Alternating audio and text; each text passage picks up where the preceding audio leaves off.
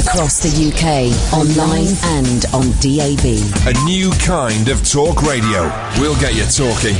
Talk radio. Thank you, George. Always a pleasure to come into his studio afterwards because he keeps it cool and he keeps it tidy. It's Friday the 13th. Apparently, the world is going to end today. Well, we've got 2 hours left then. Let's see what happens. Late night, Iain Lee on Talk Radio. We have ways of making you talk.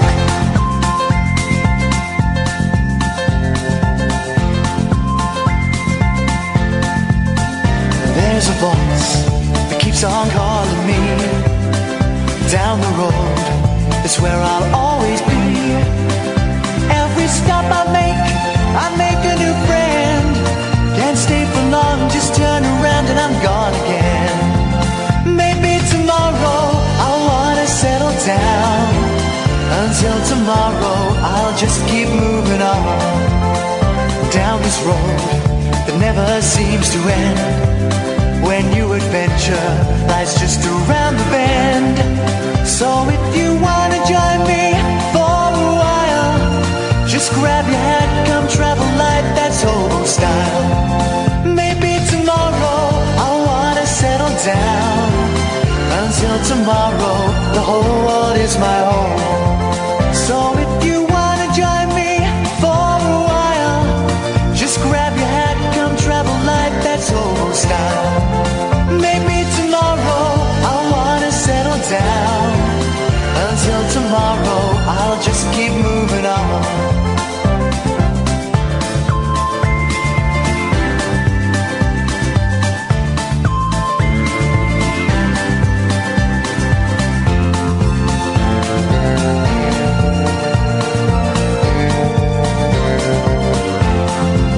Maybe tomorrow I'll wanna settle down.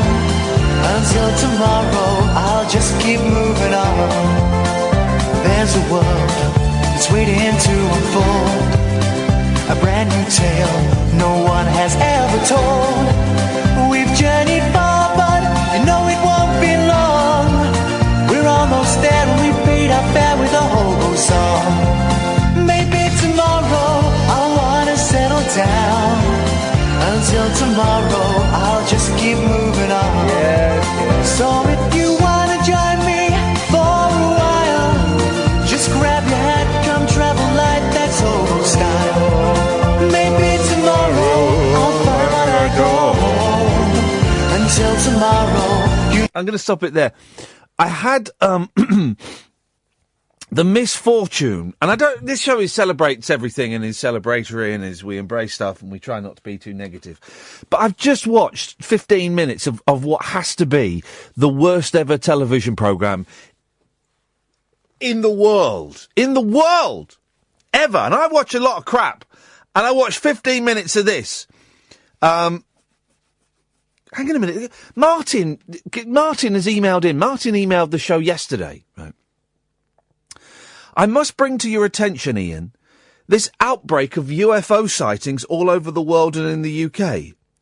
There are reports that a UFO landed in the Mexico desert on Tuesday and has been seized by the Mexican military. I am very worried about this, Iain. Are we on the brink of an invasion by aliens from outer space? Oh, Martin from Leeds, phoning me up, you pudding. Because I don't know anything about it, and you keep emailing in. I don't know. Anyway, I don't watch TV. I find it tedious. I find it dull. I find it... Most of the programmes on there are rubbish. And I've been let down too many times by television in the past. 0344 499 1000, by the way. I've been let down by Lost, by Fringe. The end of Breaking Bad was a bit pony, actually. Now I think back on it. Battlestar Galactica. All of these programmes were excellent. Oh, is that it? Rubbish endings. Right? Absolutely rubbish. So I don't watch TV. And British TV is spectacularly rubbish. I'm talking about the dramas, okay? Even just the look of them compared to American TV, awful. But the TV was... I got to work at about 6 o'clock tonight, so 4 hours before I'm due in to start the show, because I had a busy day. I was out filming something in the morning, and then I was doing a voiceover in the afternoon, and then, instead of just hanging around in freezing cold London, being caught up in the blizzard, ha ha ha, I came in here. And so the TV was on. First things first, what the hell has happened to EastEnders? When did Bonnie Langford appear in EastEnders? We watched some of that. Awful. Then Room 101 came on, and now it's like a game show. The last time I saw Room 101, it was Paul Merton, and he'd have a celebrity on, and they would put things in Room 101. But now it's Frank Skinner, and it's 3 celebrities, and it's like a game show. What the hell is that about? And I turned it off after 10 minutes. I can't watch any programmes that have got people in that I've worked with. It just makes me feel bitter. So we switched that over. And then I don't know what was on, because I was watching Netflix. Perhaps I should have been prepping the show. But then we watched some of what has got to be the worst television programme ever created. And it's not me being a snob, right? I'm not being snobbish, because I like lowest common denominators. I like bass. I can dig bass, But this... It was Mrs. Brown's Boys. Now, I know, okay. The liberal comedy elite, I don't know what that means. Within that community, it is trendy to knock Mrs. Brown's Boys. And it gets something like 15 million viewers a week. 15 million people can't be wrong, Iain. Yes, they can. Yes, they can. It was awful. So Mrs. Brown's Boys is a man, right? It's a man. Okay, that's fair enough. That's fair enough. A little bit of cross-dressing. I've just been to see 2 pantomimes. It's a great British. He's Irish. Northern or Southern, I don't know. I'm going to say Southern. But it's a great tradition for men to dress up as women. I haven't got a problem. Shakespeare weren't allowed to have women actors on the stage. It was men. It's fine. Love it. Beautiful. Brilliant. I dig it. But it was quite simply the unfunniest thing I've ever had the misfortune to witness. And I presented Rise, and I was in the Persuasionists. So I know a thing or two about unfunny. Right? I know a thing or two about unfunny.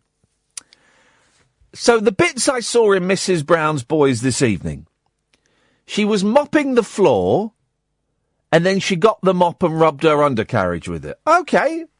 Nice little bit of physical comedy. Then I saw a bit, and if you saw it, you'll know what I'm talking. Then there was a bit where she was being interviewed by a man, and the man was acting like it was a Radio 4 comedy, or it was like a BBC One comedy from 1986, like Home Sweet Home or something. You remember Home Sweet Home? I used to quite like that. But the guy was acting like that. And Mrs. Brown was getting laughs. But it wasn't because Mrs. Brown was saying funny lines. It wasn't because Mrs. Brown was doing funny gags. She wasn't doing any gags. She just kept effing. I counted 7 Fs in the last 6 minutes of that show. 7 Fs! At least! And that's including one that she mouthed. She didn't say one out loud, she mouthed it. Oh, you're an effing idiot. And I wasn't saying feck like they cleverly did on Father Ted. It wasn't saying F or effing. Was actually saying the word. Was actually saying the word. 10 to 10 on that was BBC One, was it? I'm guessing. 10 to 10 on BBC One. Effing this. Effing that. Now, I'm not a prude, okay? When it comes to swearing, I do think a well-timed F-bomb, S-bomb, even a C-bomb, I do think they can be very, very funny.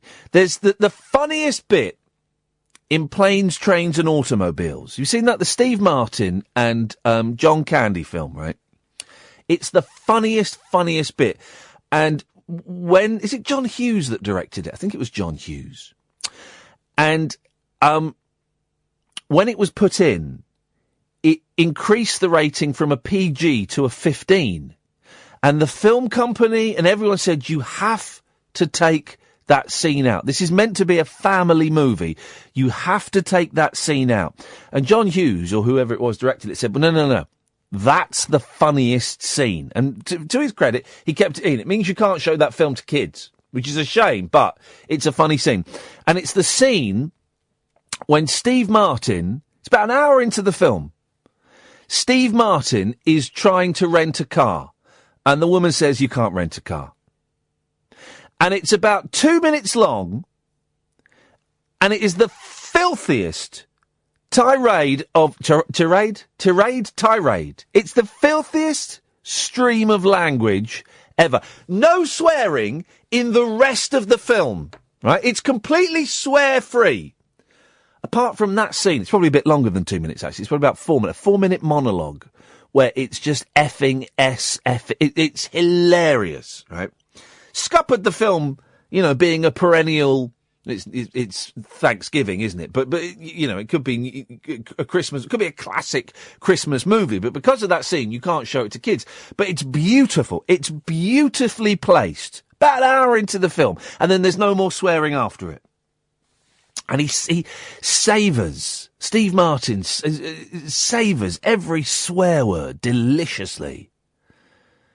Listen here, lady, you effing get me an effing. It's beautiful. So I like a good swear-up. I think it's funny. And I think it can be clever. I do think swearing, when done well, can be very, very clever. Can really weight a punchline, or if it's shocking it comes from a character who hasn't sworn before, or you wouldn't expect. It's funny. But in this Mrs. Brown's Boys, literally, there was a scene where every sentence she said, it was effing. It was effing. And I'm sitting there thinking, really? Really? And also, I don't know how they got that many swear words in. Because with TV, particularly before 10 o'clock, you can do this weird trade-off. You can say, look, you can have swears in, and then the channel will watch it and go, right, you're going to have to lose one of those Fs. But if you lose an F and a bloody, you can have an S. And you do little trade-offs like that. They go in and go, right, you got 5 Fs. If you lose 2 Fs and a bloody, I'll let you have an S. And that's what they do. But it was just relentless. Now, I'm not saying this because I'm expecting you to phone in and defend Mrs. Brown's Boys. I would imagine that because you've made a conscious decision to listen to this radio show, 0344 499 1000, by the way, because you've made a conscious decision to listen to this radio show, that we're kind of on the same wavelength as to what's funny, kind of. You say roughly, in the Venn diagram of what we think is funny, that there'll be quite a lot of crossover. So I'm not expecting any of you to be listening at home going, oh, he's slagging off. He's being rude about Mrs. Brown's Boys, one of my favourite shows of all time. What the hell is... I'm not expecting that at all. If you are a fan of Mrs. Brown's Boys, 0344 499 1000, you can phone up and you can explain it to me. And maybe it was a bad episode tonight. Maybe the 15 minutes I saw where she thought she was going to get put in an old people's home, but I guess they were talking about a dog, were they? Yeah. Maybe it wasn't a great episode. maybe I picked a bad episode to watch. Everyone kept telling me about that Scottish programme. What's it called? Still Crazy? Still Town? Still something. And everyone said, you've got to watch that. You've got to watch that. It's very, very funny. And Still Game, that's it. And I watched an episode, and I came on, I think I watched a Christmas episode, and I came on and said, well, I watched that, and it was rubbish. And everyone went, oh, no, you shouldn't have watched that one. That wasn't a very good one. You should have watched a better one. So maybe tonight's episode of Mrs. Brown's Boys was not a particularly good episode to watch. I don't know. But really, is that what we've become in terms of television comedy? That shouldn't be on the BBC. That shouldn't be on the BBC. It's awful, lazy. Oh, but 15 million people love it. Well, they're all wrong. They are all wrong. Everybody who likes that show is an idiot. It is lazy, old-fashioned. And I'll tell you another one. Let's do it. Citizen Khan. Sweet Lord. Now, we know why that's on BBC, don't we? Because it's a Muslim comedy. That's why. It's awful, though. It's awful, isn't it? And I've watched Citizen Khan several times because I'm fascinated by its awfulness. By just how terrible it is. There was one bit in it, one episode where he was slagging someone off and she was stood behind him, and halfway through the slagging off he went, she stood behind me, isn't she? Oh, God! Flipping heck, man! Is that the best you can do? Oh! Here's what we're going to do. We're going to get Mrs. Brown's Boys, the cast of Mrs. Brown's Boys, and the cast of Citizen Khan, whether they're in all of the episodes, some of the episodes, or none of the episodes. And what we're going to do is we're going to kill them all. Is that a bit extreme? We're going to kill everybody that's involved with those television programmes. Maybe it's a bit extreme, right? But they are flipping awful. Absolute terrible programmes. And the BBC is better than Citizen Khan. The BBC is better than Mrs. Brown's Boys. Absolute pony. On that bombshell, 0344. But by the way, I've just had to get that off my chest. You can call in about anything. You know the rules, guys. 0344 499 1000. We call you back. Late nights with Iain Lee on Talk Radio. Unmissable late night radio with the original king of unconventional conversation. Make contact with Iain. Late night Iain Lee on Talk Radio. We'll get you talking. 0344 499 1000. The last show of the week. Tonight. Manny, where's Manny gone? Manny was there, ready to go. About to go to Manny and he's disappeared. Manny, come back on. Ken! Good evening, Iain. Good evening, Ken. Now listen, if you don't mind, I would like to sing a lovely song. Ken, if it's about Jesus, mate, I'm going to pass. Well, it's to sing a song for those who are depressed. No, because, listen, Ken, no, because you're actually, Ken, because the stuff you say about depression is actually medically unsound, is dangerous, and is just wrong, Ken. What you say about depression is just wrong. So, no, I'm not going to let you sing a song about depression. Well, let's talk about the swearing then. Can we talk about that? Your discussion about swearing? And by the way, thank you for the book you sent me. Right. I'm never going to read it. Why not? Because what was it called? What's it called again? It's called the Messiah. Hold on. It's called the Messiah Factor. Yeah, it's all about Jesus and stuff, isn't it? Yes. Yeah, I'm not going to read it, Ken. I've got too many books that I'm looking forward to read. I've just finished the one about glam music. Then I'm probably going to read the Brian Wilson autobiography. Then the Dean Torrance. Then I've got the guitarist from the Sex Pistols. So thank you, Ken, but I'm not going to read it. Let's just discuss for a wee minute then, if you don't mind. If I can make a couple of comments about your prologue there, your introduction. A question, Ian. What is beautiful and funny about listening to people speaking with a filthy language? What's beautiful about that? Sometimes a well-timed F-bomb is just hilarious. What's hilarious about it? Sorry? What's hilarious about that? Well, you can't, Ken, you can't break down comedy like that and explain it as well, you know. But a really well-timed F-bomb or S-bomb or even a C-bomb is funny. It's as simple as that. It's funny. Well, what's funny about it? But what's funny about cursing and swearing? That's an honest question. Yeah, and I've told you, Ken. I've told you, Ken. You can't break down comedy like that. It's just funny. Listen, the best comedy shows in the past, for example, Dad's Army, which is a fantastically funny program. Yeah. There was no cursing and swearing in it. Just because some programs are funny without swearing doesn't mean that swearing can't be funny. But you know what is the cause of swearing? Is it not having Jesus in your heart and turning to the dark side or something? No, being part of the empire. No, that's not the reason people swear, and I used to swear a lot, so I'm not saying this to judge anyone. But you're being quite judgmental, Ken, as you always are. The reason I used to swear was because I had a filthy, unclean heart. Yeah, because you didn't have Jesus. Ken, you're not listening to a word I'm saying, as per usual, and I never expect you to, but I'm going to keep persevering. Listen, just because some things without swearing in are funny doesn't mean that swearing isn't funny. And the scene with Steve Martin in Planes, Trains and Automobiles is absolutely wonderful, and it's filthy.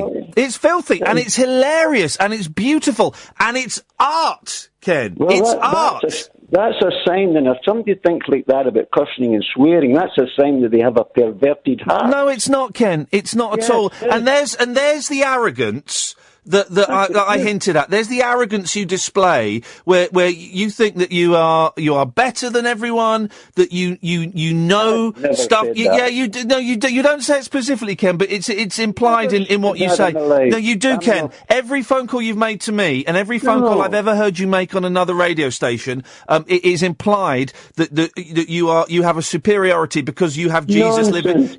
Ken, it is. Ken. Listen, I am. Ken, I'll tell you why it's funny. Shall I tell you why it's funny? Right? Shall I show you an example of how it's funny? Pardon? Shall I give you an example of how swearing is funny? No, I don't want to hear your filthy language. Well, Ken, there's the arrogance again. There's the arrogance. Listen. You have, Ken, the arrogance of sending me that book. The arrogance of you thinking, of knowing what's funny. You're a very arrogant man, Ken. Quite unpleasant to talk to. I will listen to your program. You never listen anyway. You just phone in. To you again. Good. You need help, my friend. No, I don't, Ken. No, Ken, what you say, Ken, what you say is dangerous, is misleading, is upsetting. You claim that depression is a spiritual malady because people haven't got Jesus living in their heart. Ken, depression kills people. It's a fatal disease, okay? You don't say that people have got cancer because they haven't got Jesus living in their heart. Or maybe you do. Perhaps you do say that. Do you? Of course not. Okay, right. Well, depression is the same thing. It is a disease, Ken. And you coming on saying that you've got depression because you haven't got Jesus in your heart. That's dangerous, mate. That's dangerous. It kills people. Listen, Ian, can I say something now? Yeah. Right. I bet it's not in response. Hang on. I bet it's not in response to what I just said because you don't listen. It's exactly. Let's see how much in response it is to what I just said, Ken. Away you go. I have never once come on the radio and stated that I felt I was better than anyone. No, you don't say it specifically. You don't say it overtly. You say it covertly. Let me speak, Ian, please. Well, you're not listening. You've not listened. You're not responding to what I just said, Ken. I'm responding to your first question. I didn't ask you a question. Well, I made several statements. You asked me to respond to what you'd said. Yeah, I didn't ask you to respond to a question. I have made it clear that I am a sinner saved by the grace of God. Here's the arrogance. Nothing better. You give Christians a bad name. You give Christians a terrible, terrible name with your arrogance. Okay, you can say that if you like, but you wouldn't even let me speak. Well, because you're boring, Ken. It's really boring what you're saying. Listen, and it's arrogant, and what you say is dangerous. You're medically dangerous. Ian, God wants to help you. Jesus Christ. You need help. We all need help in this life. I've just come on you to tell you that God wants to help you. Okay. Why are you angry about that? No, I'm not angry about that. Yes, you are. No, you've not. Again, there's the arrogance. You're not listening to what I'm saying. I'm angry about you thinking you know better and giving out advice for people who actually have medical conditions. God knows best. Okay, Ken. Okay. And I think God is telling you not to listen to this show anymore, Ken. I won't listen to you again. Excellent news. I won't listen to you again. Excellent.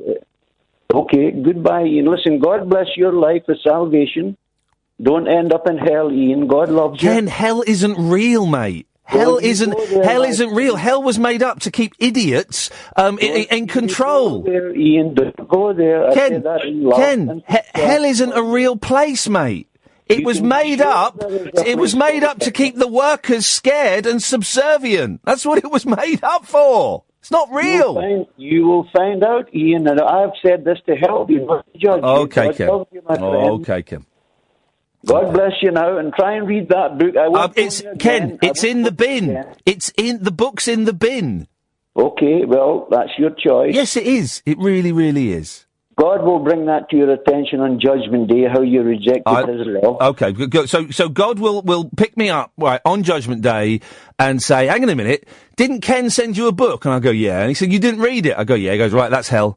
Off you go to hell. You didn't read Ken's book. No, you don't go to hell for not reading my book. You go to hell for rebelling against God. Okay, Ken. Thanks for calling, Ken. That applies to all of us. Thanks for calling, Ken. I won't listen to you again, Ian, but listen, I will pray for you. You've never listened to me anyway, particularly not in our phone calls. I will continue to pray for you. Okay, Ken. Thanks, Ken. Bye-bye. He'll call again. 0344, of course he will. Me and George are the only shows that give him that give him airtime. 0344 499 1000. Loads of people tweeting me and texting me saying you should have sworn at Ken. I was very close to it. I was very close to it. 0344 499 1000. Late Nights with Iain Lee on Talk Radio. Late Night Iain Lee. On air and off the loop. On Talk Radio. We have ways of making you talk. 0344 499 1000 is the telephone number. If you want to give me a call, you can. It's a late night phoning show about absolutely nothing or everything. It's up to you. You can call in about anything you want. Oh, it's the end of the world. I meant to ask Ken about that. It's the end of the world, possibly today. We'll have a look at that in a second. Before that, though, let's go to John Dredge. God will punish you, Ian. There's no question about it. That is good, God man. Will. Is that good? Yeah, that is really good. I've written 5 books. They're in the post today. Anyway. Yes, there we go. The book that Ken sent me is in the bin, because... The Gospel According to St. Ken. There we go. Dear me. He'll be back, because, say, me and George are the only shows that give him... I know he goes on whale a bit, actually, so maybe... we're not that desperate for calls that we need a care. And I'm not. I feel I have to say this. I don't have to say this, but I'm going to say it. I'm not in any way anti-religious or anti-Christian or anti-Muslim or anti-Sikh or any of that stuff at all. But everyone can do what they want to do. Peace and love. It's just the arrogance of some members of various religious communities that. It just upsets me, and I've lost jobs because of people like that, because of the arrogance of people like that, and it's, peace and love, man, peace and love. Let everybody get on and do their thing, Dredge. I mean, I wonder what he'd think of Life of Brian, He'd misunderstand it and think it was making fun of Jesus. Yeah, wow. But You a fan of Mrs. Brown's Boys, Dredge? I mean, the thing is, I have to be honest here. I've been put off by hundreds of people saying how bad it is. Yeah, that has had an effect. Have you ever seen I've never watched it. No, this is the thing. No. And I'd dissed it in the past, but I'd never seen it. So when we saw it was on tonight, I was like, oh, well, I'll watch a bit of this. You know, I'm sat in front of the TV, got nothing to do. I'll watch a bit of it. It was... Yeah. It was worse, if at all possible. Worse than you'd imagined. Yeah. Significantly worse. Than you had worse. Possibly imagined. Yeah, it really, really was, Dredge. And I'm watching. So why, who are all these people that like it, and why? Idiots. Who are these people? Is it like... not idiots. I can imagine my mum laughing at it. You know, really? Even though yeah. it's got lots of F words in it. Oh, she would find that very deliciously naughty. But the joke, she was arguing with a man, and she was saying stuff that was like a really weak gag, but to bolster it, she was putting effing in there. Yeah, man. And that's what people, and the studio audience were in hysterics. And that's what people were laughing at, the fact that she was effing. I mean, that is quite unusual, isn't it, on TV even now, isn't it, in a TV comedy? It was. It did strike me as odd, and also the odd one. I can kind of. Yeah, the odd one. I mean, I'm not going to say it. I'm not going to say it, but there was an absolutely incredible one in Alan Partridge. I'm not going to say what it was, but it was brilliant, and I think it was the only time they ever used that word. And because I think somebody said use shock sparingly. Yeah. When it comes to comedy, I think someone said that to John Cleese or something. And I think that's right, you have to use it sparingly for it to be of any value. And shock can be funny. That's partly, one of the reasons we laugh is out of shock. And when you've been watching something that's been clean all the way through, and the swear word pops up, if it's done, and there are some actors, Steve Martin, Steve Coogan, all the Steves, that can deliver just a perfectly timed F-bomb or an S-bomb or even a C-bomb, that can be beautiful. I mean, it's interesting because, like, my parents find bad language really, really offensive for some reason. Yeah. Yeah. And it was like, I remember seeing an Eddie Izzard video, and I remember thinking, this is brilliant. I'm going to show this to Dad. He'll like this. Yeah. And then when I showed it to my dad, I suddenly realised there were all these swear words in it. Yeah. And he hated it because of that. But I hadn't noticed. I tell you, okay, here's a funny one. I think it might be season 1 or season 2, but I think it's season 1 of Curb Your Enthusiasm. And it's a little bit sweary all the way through. But the episode where he submits an obituary for his wife's aunt. That is incredible. And it's like episode 8, right? And it's the C word, which has even, if at all possible, has even stronger resonance in America. It's an even stronger swear word than it is over here. It's, I mean, this is a few years ago, actually, so it was still quite powerful. And, he thinks he's written, this obituary for dearly beloved aunt, and he walks into the family whistling, and the whole family are sat there, and he says, "What's wrong?" And they said, "The obituary." He said, yeah, I got the obituary in. And they say, "Read it." And they hand it to him, and he goes, "Dearly beloved," and he says the C word. And then they just keep saying the C word. But it says C. I didn't put C, but it says you've called her C. And it just, and there it's the fact that it's 25 minutes into an episode. It's episode 8 into a series where we've not had this word before. And then they just keep hammering it home. And it's wonderful. And I could show that scene to I may have shown that scene to my mum, actually. And she would have found it hilarious. But when we tried to do it with Mrs. Brown's Boys, by the sound of it, it didn't work. No. How did you do a gig tonight? What did I do tonight? No. I've got this sketch-off competition coming up, but it's like in a couple of weeks. You do like 5 minutes of sketches, and it's like a competition. So I don't like competitions much, but it should be just like a good gig to do. Okay, well that's good. But yeah, You're going to see the King of Comedy again, I believe. Is that what you said yesterday? A week Monday, yes. We're off to see the King of Comedy at the BFI. I've never seen one of my favourite films. I've not seen it for years. And funnily enough, I found the DVD a month ago and was going to watch it. And I'm glad I didn't, because I've not seen it for years. I've never seen it in a cinema.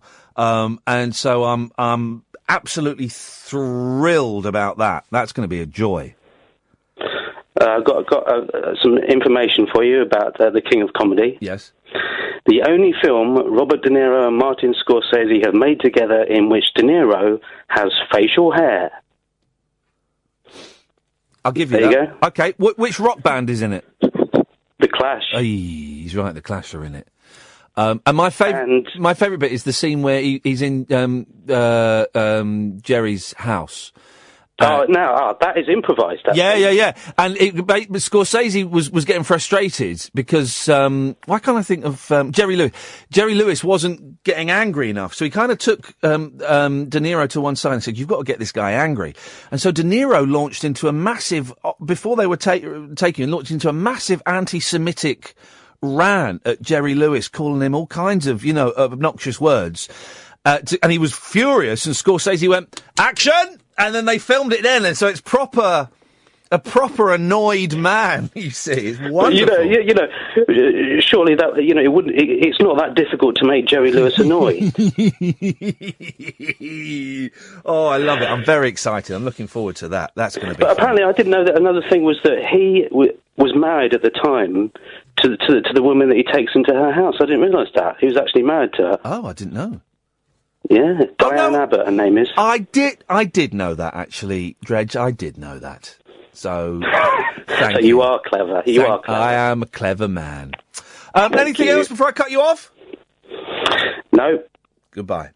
Dispatched. Caddick, you're up next. 0344 499 1000. Late Nights with Iain Lee on Talk Radio. The radio show for people who know the best part of the day is the night.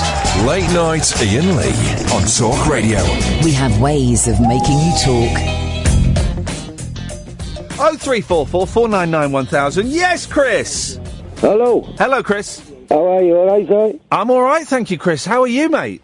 Well, not bad, like. Okay, keeping on, like. Keeping on. Yeah. I just thought I'd give you a phone call, like, to see if you've ever heard anything about these chips, RFID chips, or anything like that. Go on, tell me about the ID chips, Chris. Well, people plant them in you, like, and you start getting loads of crap from everyone, like. Who plants the have you got an ID chip planted in you? I think so, yeah. I think I have. I'm pretty sure I have, like, because, like, I get burnt and all that, like. Burns? Yeah, burnt, like. I know it sounds crazy, It like. Sounds a bit crazy. The mental health and all that come round section me, like. Yeah. Who do you think implanted the chip in you, and when do you think it was done? Well, I ain't got a clue. Like, they say all sorts of like crap things. Like I've looked it up right on the internet. Yeah. And it says mind control and all stuff like that. And I got it come up and it said, listen, if you want to disable the things. Yeah. By some type of magnet, I can't think what it's called now. Right. What the magnet is like, neo dynamite, something like that. Yeah. But anyway, the thing's pulling on my skin when I'm chasing it over my arm. You can feel it pulling and stuff. You know, Chris, like can I ask you a question? Hey? Can I ask you a question? Yeah. And this might sound like a rude question. Yeah. Do you take cocaine? Well, you see, I have done. It's not a no, is it? Yeah. Hey, but this is it. I'll tell you why. Because this is what the nurse. And I'm not in any way disputing what you're saying is going on. I'm just looking at other alternatives because that's my job, right? Yeah. But there is. Do you take cocaine now? I've had dabbles in it, but the thing is, when I have been clean, it still goes. Because one of the things with cocaine, there's a thing called cocaine psychosis, right? And one of the effects of it is you think there are things under your skin. Now, for most people, but they think it's like me they think it's like ants under. Yeah, but some people think it's ants under their skin. Some people think it's hair growing under their skin, and some people think it's microchips. And you can see it. You can see it all around, and it itches. Yeah, but how do you say, like, you know, when you get this magnet? Yeah. You know, I've read up about it. You look on it on the internet. Yeah. RFID chip, mind control, and all that. Yeah. I'm telling you, there is a lot of like, and I've got this Neo, and you can feel it under my arm. You can feel the things, and the magnet actually, you know, pulls. You know, when you get two magnets together and they sort of like consort. Yeah. It's doing that, like. There's a lot of made-up stuff on the internet. You know that, don't you? I mean, you're a sensible bloke. You know that there is a lot of made-up stuff on the internet. I do, like. I do know that, like. You know what I mean? I'm the last one to believe anything. Yeah. But the thing is it's happening, and you try and get across to your mental case workers and stuff like that. I went to the hospital about my leg. Yeah. I'd had like 5 operations on the back of my leg, and they took about 2 loaves of bread the size of out the back of my leg. Yeah. I have a big wound, like. I went in there because I was still having pain with it, like. Yeah. And they just thought I mentioned something else while I was in there, because you have to queue for hours and hours and hours. So I thought I might as well mention this chip while I'm in there. The next minute, they said they were going to get the police and all that. They didn't want to let me go, like, because they thought I'm crackers, like. So do you have the drug use to one side for a minute? Do you have mental health issues? Well, they say I have. Yeah, they said. I mean, I have got probably. Yeah, I have got mental health. What mental health issues do you? Anxiety, stuff like that. Say that again. Sorry, Chris. On the mirtazapine or. Oh, the mirtazapine. I forgot what it is now. It's not the mirtazapine. It's sertraline. I'll just get my tablets. Have a look at your tablets. Remember what they are, like. Fluoxetine, chlorpromazine. Oh, blimey. Stuff like that, you know. Yeah. The fluoxetine. It's the fluoxetine. That's an anti-anxiety, isn't it? Which one? The fluoxetine, isn't that anti? That's like an anti-anxiety. Like, you know, the doctors just said double up on it, but they don't do nothing. I don't seem to feel they do nothing. Like. Yeah. I mean, because I listen to you all the time, and you were on about the mirtazapine, weren't you? Yeah. The fluoxetine is for obsessive compulsive behaviour. The fluoxetine is, yeah. What are you going to do then, Chris? Well, I don't know, like, you know, because you want people to take you seriously. Of course you do. You know what I mean? And, like, I know I've got a chip under there, like, I know it sounds madness. I know it sounds mad. It does sound mad, doesn't it? Eh? It does sound mad. It does sound mad, yeah. It does sound mad. Where is it? Is it in your arm, you say? Yeah, well, it's in my arm. Yeah. I ordered a magnet the other day. Yeah. And you can feel it getting contorting. You know? You're not, and I'm going to say this, and I'm hoping this isn't going to put any ideas in your head, because you sound like a sensible bloke. You've not tried to get it out yourself, have you? No, I haven't tried to get it out myself. It has gone through my head, like. Because that, you know, that would be dangerous and would be a stupid thing to do. Anyway, yeah. You know what I mean? It has gone through my head. How long do you think it's been in there for, Chris? Well, put it this way, right? I know it sounds ludicrous, like, whenever I think, I get voices relaying whatever I think and stuff like that. You know, it's like idiots messing with your head and stuff. Yeah. I'm telling you, like, and like, you know, I spoke to my psychiatric nurses and that, and they say, oh, you know what I mean, it's the drugs, blah, blah, or it's your head, and they section me. How long were you sectioned for? 3 weeks, I was, like. Yeah. 3 weeks. Was that a compulsory section, or was it voluntary? Well, no, I went in there to talk to him, to try and get help, and they ended up sectioning me. Yeah. And when I went to the hospital the other day, like, this is 14 months later, I thought, I'll bring it up. And as soon as I brought it up, you know, they said, right, you know, you're not leaving the Lockdown! Chris is going nowhere, guys! Lockdown! Going nowhere, that was it, like. Can I tell you what I think? Yeah, go on. I believe you. Yeah. I believe that you believe you've got a chip in your arm. Oh, I do. Like, I believe you believe that, totally. Go on. But I question whether there is a chip in your arm. Yeah, I wonder if a combination of... Are you doing any other drugs? Any heroin or anything? Well, I mean, no, I do that. You know, I don't like to sort of like, you know, I know, but I think it's important when you... I hate them. Go on. I hate drugs, like, you know what I mean? I hate the things, like, you know what I mean? But I've dabbled in all sorts of time. What have you done this week? You know what I mean? It's like... Because you sound a little bit... Have you done some heroin today? I mean, no, bloody hell. No, because you sound a little bit... do you know what I mean? A little bit drowsy. Yeah, I do, yeah. I don't know, like, you know what I mean? I've had some Lambrini, like. Oh, well, maybe it's the Lambrini. Yeah. Very classy, Chris. Very classy. But I mean, you're a sensible bloke, right? And you know that a combination of mental health issues and Class A drugs or Class C drugs, you know, but heroin and cocaine or whatever, you put those together, that is a nuts cocktail. Mental health and Class A's, whoa. Yeah. That's not good, is it? Do they?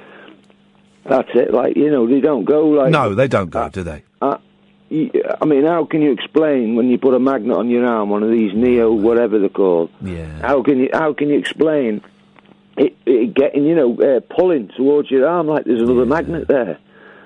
I mean, how can you explain that, like? Oh, Chris. Well, listen, man. I mean, I've only worked that out today, like. Yeah. And, like, you know, when my mental health team come round in a few days, I'm going to get them to hold the magnet and you can feel it. Well, do you know what? That's not a bad... When are they coming round next? Well, he said they'd turn up today, like, and they didn't. They didn't. So. Well, do you know what? That's not a bad idea. Yeah. That when you do see them, to show them the magnet thing, because you might see... They might see stuff that you can't see.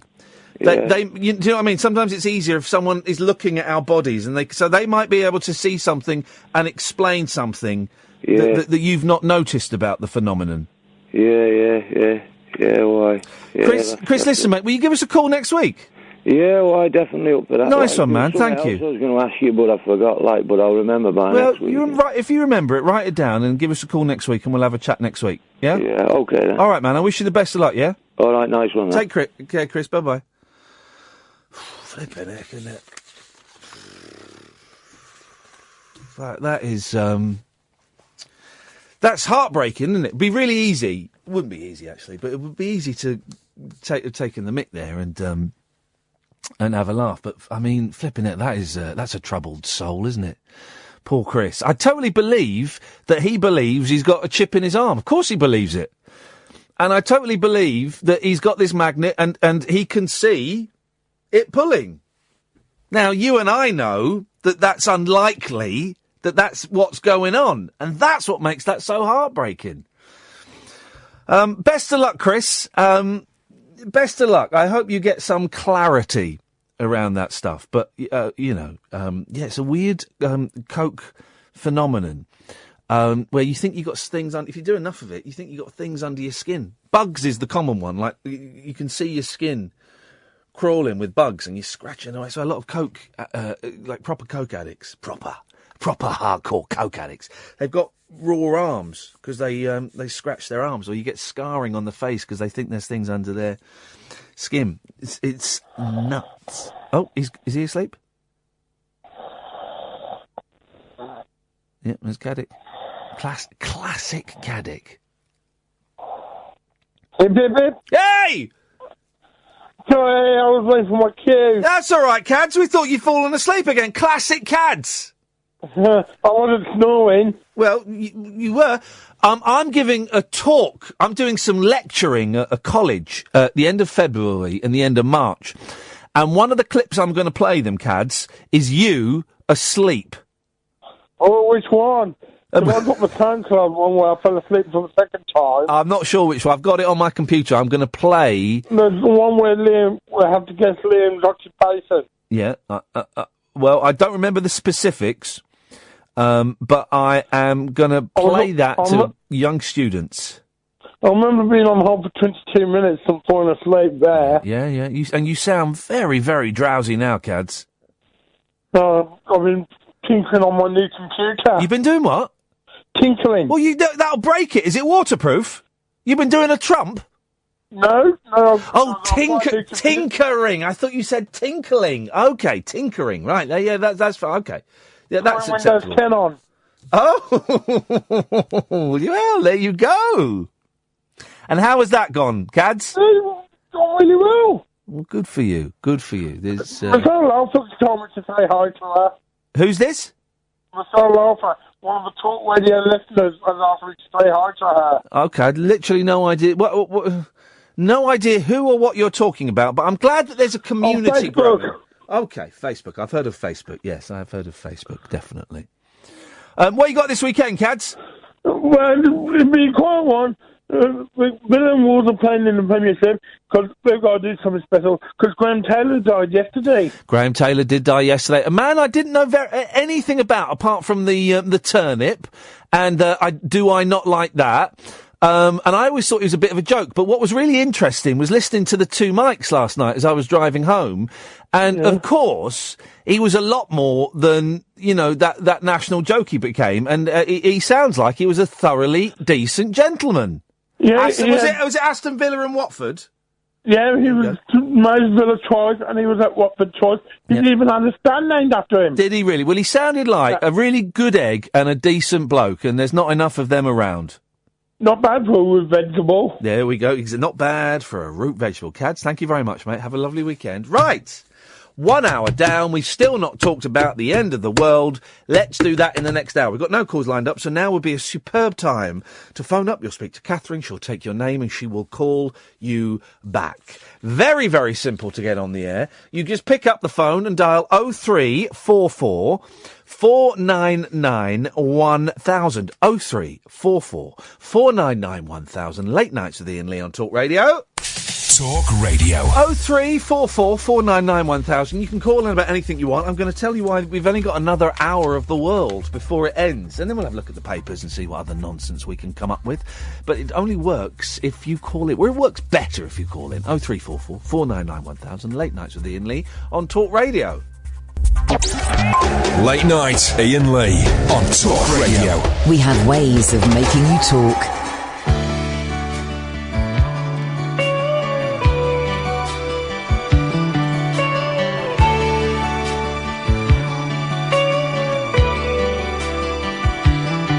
She may wear subtle perfume, dress in all the classic clothes, to try and hide the fires inside she doesn't want exposed.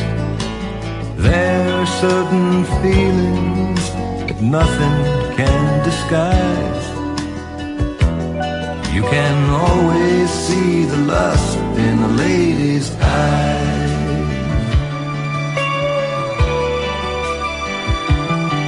You can always tell the difference in the way a woman speaks. Ladies choose words carefully, the others just talk cheap. And when the bedroom lights go off and words all turn to sighs, you can always see the lust in the lady's eyes. She may think she's fooling everyone, but who's got time to care? All that counts is what she feels when her heart's stripped bare. She plays it her own life, the way an actress plays a part. But underneath there's music, 'cause she's a dancer at heart. She may give the slight impression that she'll never give too much, when in truth the deepest part of her is aching to be touched. And the look on her face betrays the veil of lies. For you can always see the lust in the lady's eyes.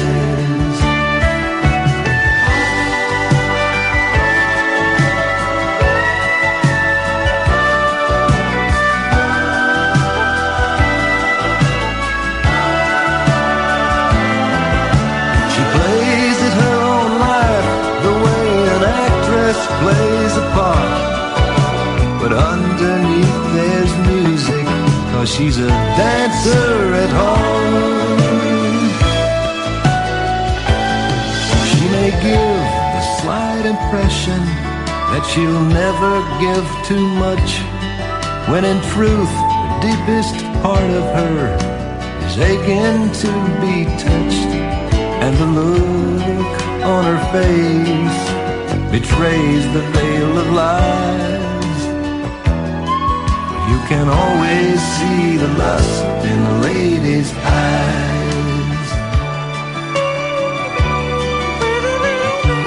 You can always see the lust in a lady's eyes.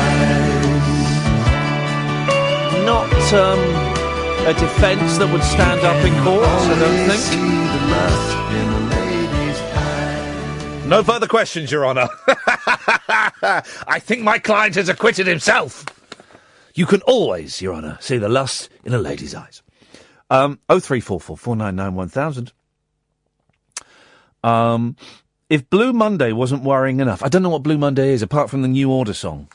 New Order, there's an overrated band, isn't there? Isn't it? Is it? Who? Let's do the Rock Family Tree. So it's what's Ian Curtis's band? That was how it started, wasn't it? Joy Division, thank you. I wanted to say the Flaming Groovies. It's not the Flaming Groovies. Joy Division beget New Order, beget Electronic. Remember them? Beget Peter Hook playing the bass guitar on the Mrs. Merton Show. If Blue Monday wasn't worrying enough, some conspiracy theorists believe that the end of the world will be triggered by Friday the 13th bad luck. What? And 2 extraterrestrial events. We flip over the hastily printed off page. Last night, Uranus could be seen for miles. I'm joking! Because Uranus sounds like your anus, which is posh for bumhole. Last night, Venus could be seen the brightest it's been for 8 years as a wolf moon lingered in the sky. The combination of these celestial phenomena and the fact that Friday the 13th is today has been enough to send believers into a panic. Believers of what? Bullshine. That's what. Uh-oh, hang on a second. It's just about to get holy. Some religious theorists have cited a passage from the Bible to cement their claims. That's always a good... If you've got a claim, quote the Bible. Luke 21:25. Luke 21:225 reads, and there shall be signs in the sun, and in the moon, and in the stars, and upon the earth distress of nations, with perplexity, the sea, and the waves roaring. Oh, well, that clears that up then. Must be the end of the world. We heard, didn't we, that the floods are expected in some parts of the United Kingdom. How's that snow storm going for you? We haven't got any snow. Cue hundreds of people listening across the country going, we've got snow, we don't like it. Here's the thing, everyone that's struggling with the snow where you are. A, we haven't got any where we live. B, we're going to a ski slope tomorrow. We actually are. A ski slope. In your face. This excerpt is loosely backed up. Well, that excerpt doesn't say anything. Anyway, is loosely backed up by some of the natural occurrences that have taken place over the last 2 days. Let's read on and find out when we're going to die. The tides have been affected by the wolf moon, and the second planet from the sun has been shining brighter than normal, causing the waves to roar, and signs in the sun. I think we're all going to die, aren't we? Concerned conspiracists took to Facebook to warn their friends about the impending doom. One said, oh, this is this is even worse, right? When you thought journalism couldn't get any more pony, right? when most stories now are taken from 3 tweets. Furious backlash. 3 tweets. This is taken from Facebook posts. This story is taken from Facebook posts. That's even worse. That's reminiscent of the journalistic skills from some of the people I work with at a BBC local radio station. Not all, some of them were excellent. But some of them were idiots.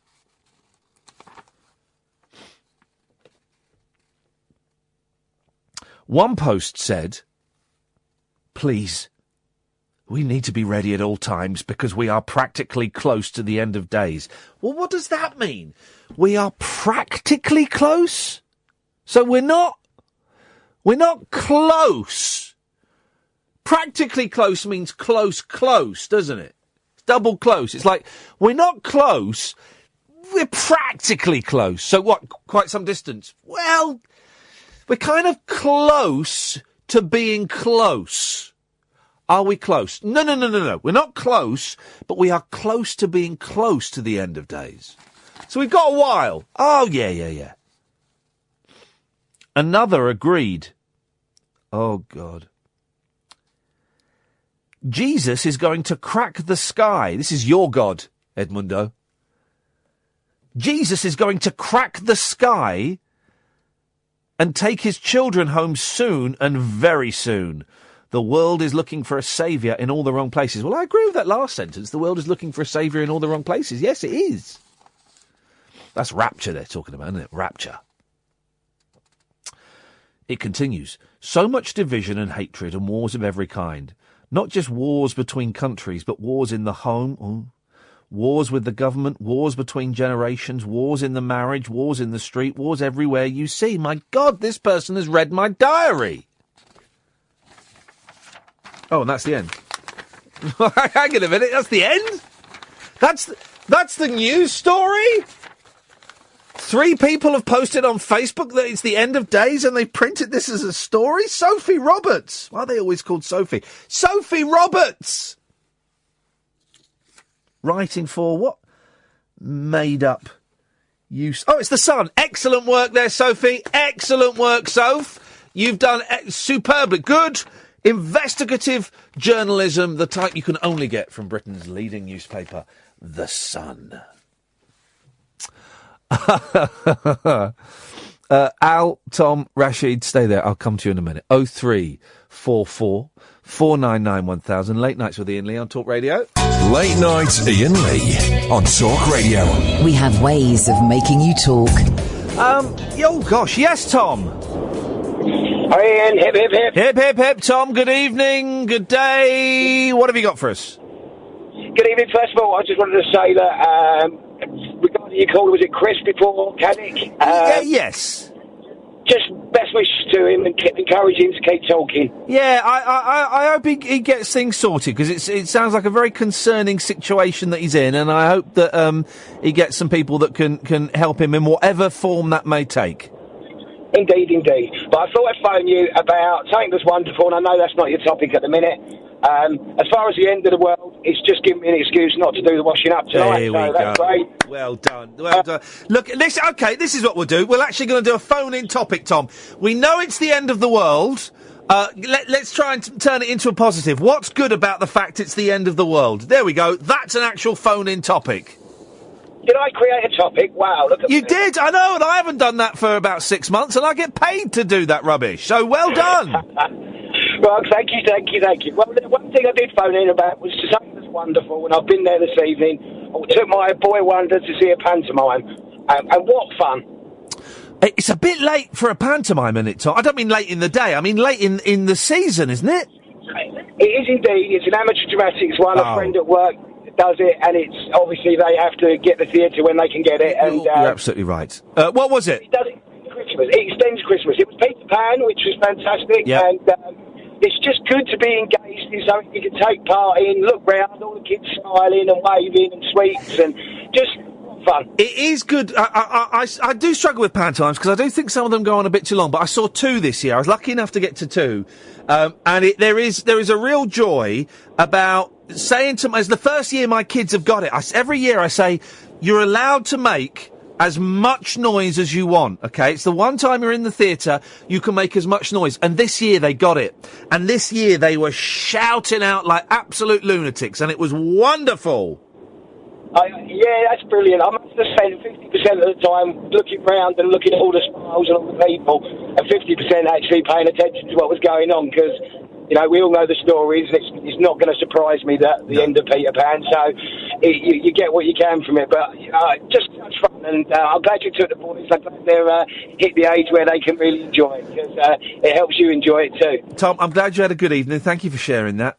We can always do that, things that are brilliant.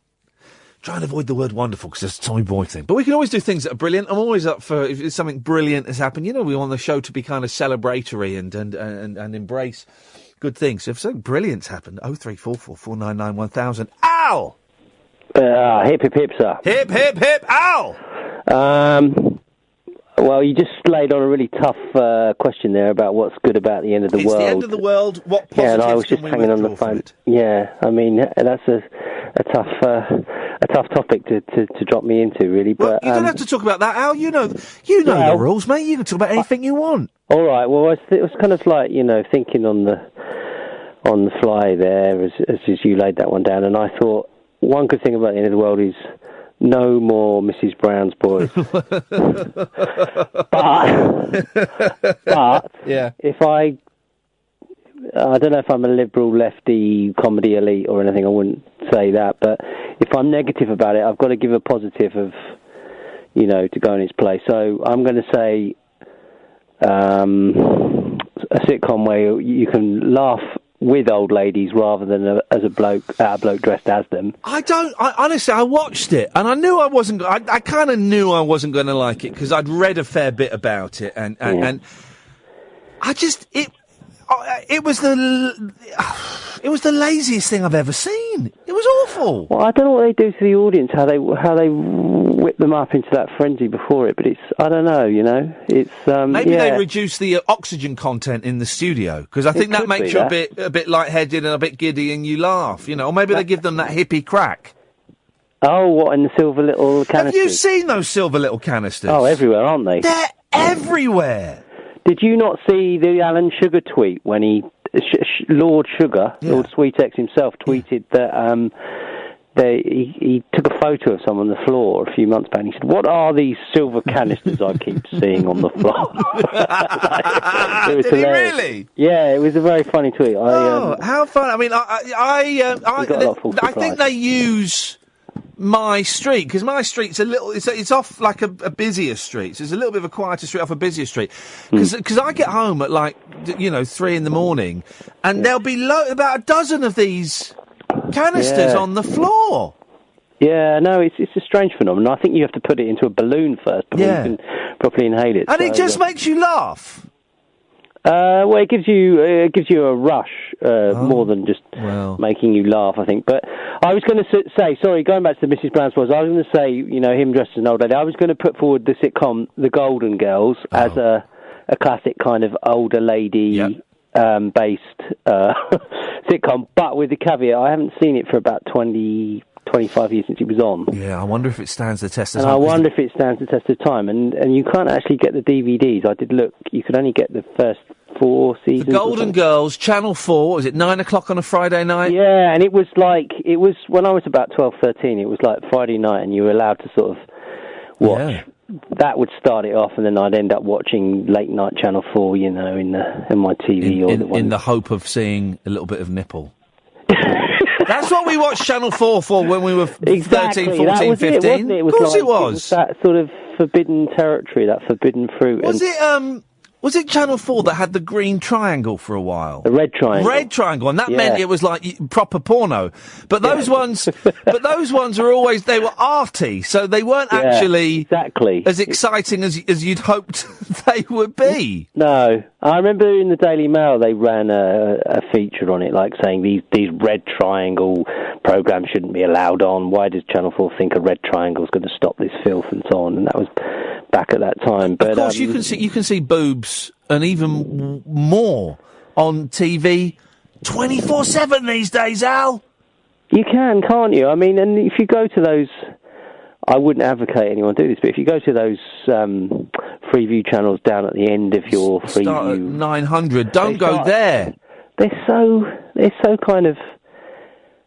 camp. That's the funny thing. They're supposed to be. They're not sexy. No, there's nothing sexy about them. I always feel sorry for those poor ladies. I mean, they probably having the time of their lives. I don't know. I don't know those their backgrounds or their jobs.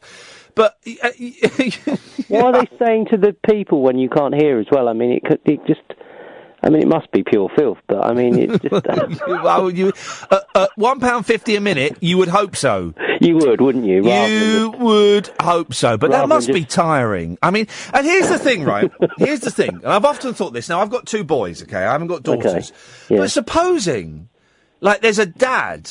And he's up one night, the missus has gone to bed, and the daughter's at university, and he's flicking through the channels, and he gets onto channel 906, right? And he goes, "Hang on a minute, that's Alessandra.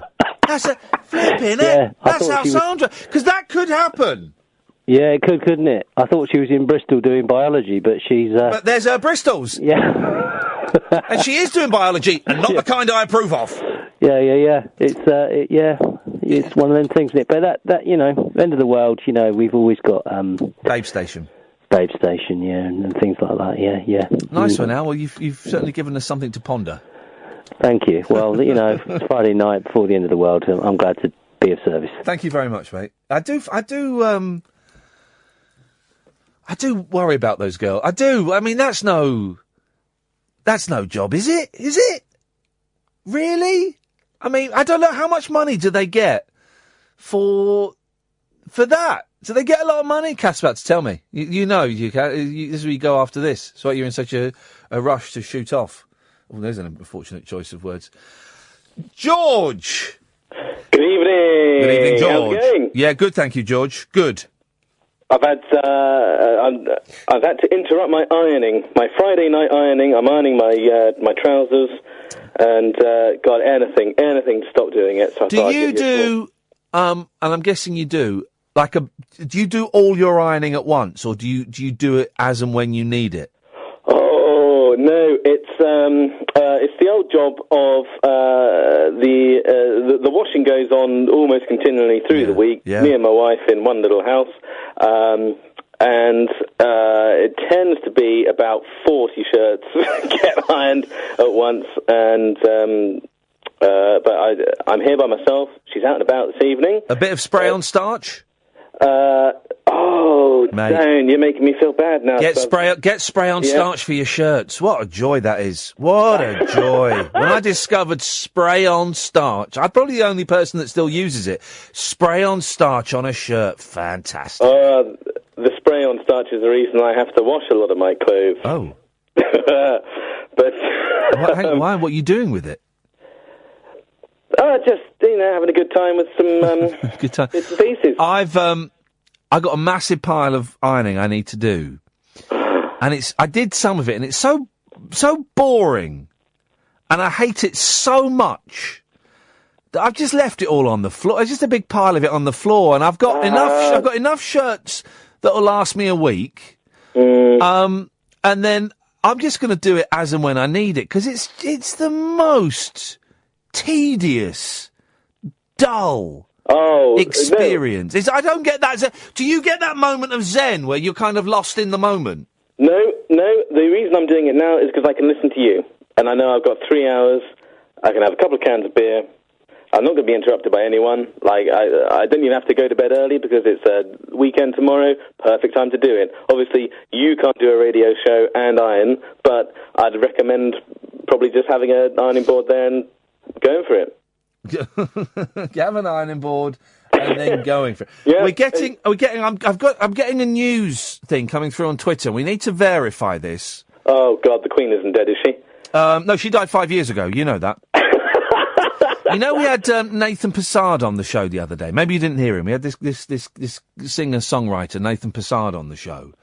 And I said to him, would you ever consider doing a human jukebox act where you go up and you say, I can play any song in the world, and people shout songs and you play them? Lovely. Well, Who is this? Ian T-Girl McManigan has tweeted me. Ian, it's happening.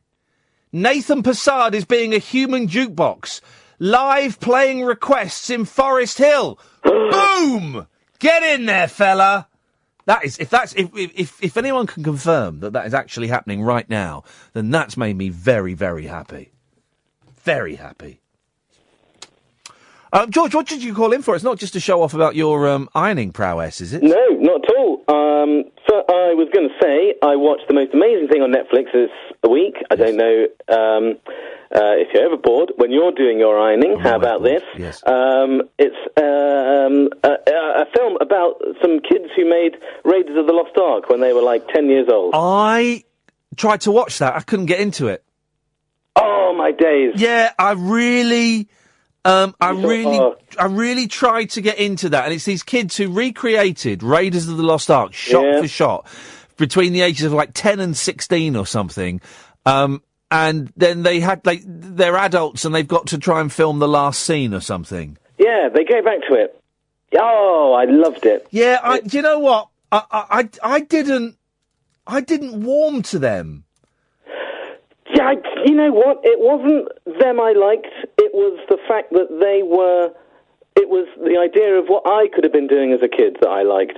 And I remember playing Indiana Jones and writing, I used to write comic books and stuff and all these wonderful things. And it thrilled me no end to think that there was these 3 American weirdos who decided, no, we're going to do it. And they blew up a big old plane. So they could do it as adults. Oh, brilliant, wonderful. I've got another breaking story. Right. Oh, the Queen isn't dead, is she? No, 5 years ago.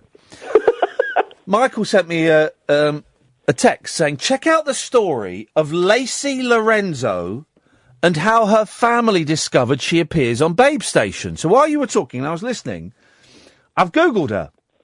Mm-hmm. An adult, this is from the Metro, flippin' heck. 2 years ago to this very day, the 13th of January 2015. How freaky is that? Here we go. An adult actress who regularly appears on X-rated TV channel Babe Station was outed by a waitress in a Toby Carvery after a row over dirty plates. Rachel Hobbs, who is also known by her stage name Lacey Lorenzo, was celebrating her 21st birthday alongside family members, including her grandmother, who was unaware of her profession. She complained to a waitress that the paper plates used to hand out her birthday cake looked dirty. But the glamour model said, the waitress shouted out in front of everybody, at least I don't get my tits out on TV. Her 76-year-old grandmother was at the birthday meal at the Crown Pub in Bromley and, until that moment, had not known what her granddaughter did for a living. The mum of one has worked for late-night channels Babe Station and Expanded TV since she was 18. I just wanted to go there because I really enjoy roast dinners. It was so messed up, she said. It ruined my birthday. I was crying. I just wanted to have fun on that day. The restaurant team contacted police when Ms. Hobbs grew angry following the bust-up. Ms. Hobbs' mum, Maria Dra, 55, said, the police were called because my daughter lost her temper. We were gobsmacked. A Toby Carvery spokesman said, we apologise to Rachel and her family for any upset caused and for the unprofessional comments made by a member of our team. Our manager apologised and also waived the meal bill as a gesture of goodwill. Flippin' heck. Flippin' heck. Oh. Imagine. You know what? I reckon Grandma, what was she, 70-something? Yeah. She's seen it all, you know. She's lived through a lot. Yeah. Doesn't matter. She'd be loving it. She would have said, If I had your tits, I'd be showing them off on the line as well. Exactly. She wouldn't mind. Good luck to everybody who's, and I'm not in any way knocking the women that do that job. You don't get, I don't think, you don't get blokes doing it. You don't have blokes sat there in their pants with a sweaty bum crack, looking at the phone and looking at the screen and doing that finger thing where they beckon people over and they waggle the phone. Call me. Classic. It's no. Well, I do it. I was doing this waiting for you. What? Just waiting for the phone to ring. Unbelievable. I'm in my trousers. I've got no trousers on. Aye, thanks for calling, George. Good night. That just cost me £1.50 a minute. Late night, Iain Lee on Talk Radio. We have ways of making you talk. So many calls. Phil! Hello, Iain, how are you? I'm all right, thank you, Phil. I've got a little bit bunged up, but I'm okay, thank you very much. So what you got for us? Well, firstly, I want to apologise for last week, because I've been drunk and ruined your show. Well, you didn't ruin it, but you were absolutely... Was it you and Gary? Me and Gary. You were absolutely steaming. Yeah, we were drunk. Calling from your shed. Do you remember any of it? I do, actually. I woke up the next day and thought, oh, my God, what have I done? Yes. You know what? I'm nervous now, so I needed a drink to phone you last week, but I'm obviously not drunk. I've had a few glasses of wine now, but and the not thing like is, last week. You didn't just ring once. You rang non-stop for like an hour and a half, constantly phoning up. It was non-stop. It was relentless. Sorry about that. That's all right. I want to apologise to you and Catherine and the callers. No, okay, apology accepted. Do you know what? I made a few bullet points. Oh. I can't even... They're on my phone, so... Oh. It's not a good idea to make points, is it, really? Well... But I've got loads of stuff to talk about. Well, I'll be the judge of that. Where would you like to start, Philip? I don't know. I was on about... Probably the best thing is, I was talking about a story last week about... I walked home from Dover with my dog and I was rambling. Yeah. So get that out of the way. You want to... So, right, a week later... It's boring, and a week later, you want to pick up the story about you walking home that you tried to tell last week? Yeah, if it's boring, and I'll go on to another subject, because I've got so much I want to talk Are you to in the about. house, or are you in your log cabin? No, I'm in the house. Okay. All right, go on then. Okay, right, so the story I wanted to tell you, which I couldn't really decipher, and I was by the way, I was trying to connect with you as well, so I was really drunk. Yeah, that failed miserably. I was dropping all the Robbie Vincent and the Tommy Boyd, so I was trying to connect with you in my head, but do you understand? So I love talk radio and all the talk, but I spoiled it really badly, and I know that. Dull sober as you are drunk. Yeah, so I'm probably the same person. But anyway. Yes. I've got a feeling this is going to be a long call. Else. Do I sound drunk now? Sorry? Do I sound drunk now? Yeah. Really? You do? I'm not really. Okay, well, that's brilliant. Tell me the blooming story. Right, what I did was, I've got a greyhound. So, and I like walking. And talking. So I got on the train to Dover. Yes. Set up a website for the Just Giving thing, and we walked all the way home from Dover back to Biggin Hill. And how far is that? Well, we walked 85 miles. So from Dover, I went to Canterbury. Yes. We was camping out overnight. Yeah. With your dog? Yeah, with a dog, camping out. We was like wild camping, rough camping. Did the dog sleep in the tent with you? Yeah, in that the is tent. Disgusting. So, yeah, well, no. So anyway, that was the story I was trying to tell you when I was drunk. Great story. We got back, raised loads of money. So this year... Yes. And the other thing I was going to say, so she got back.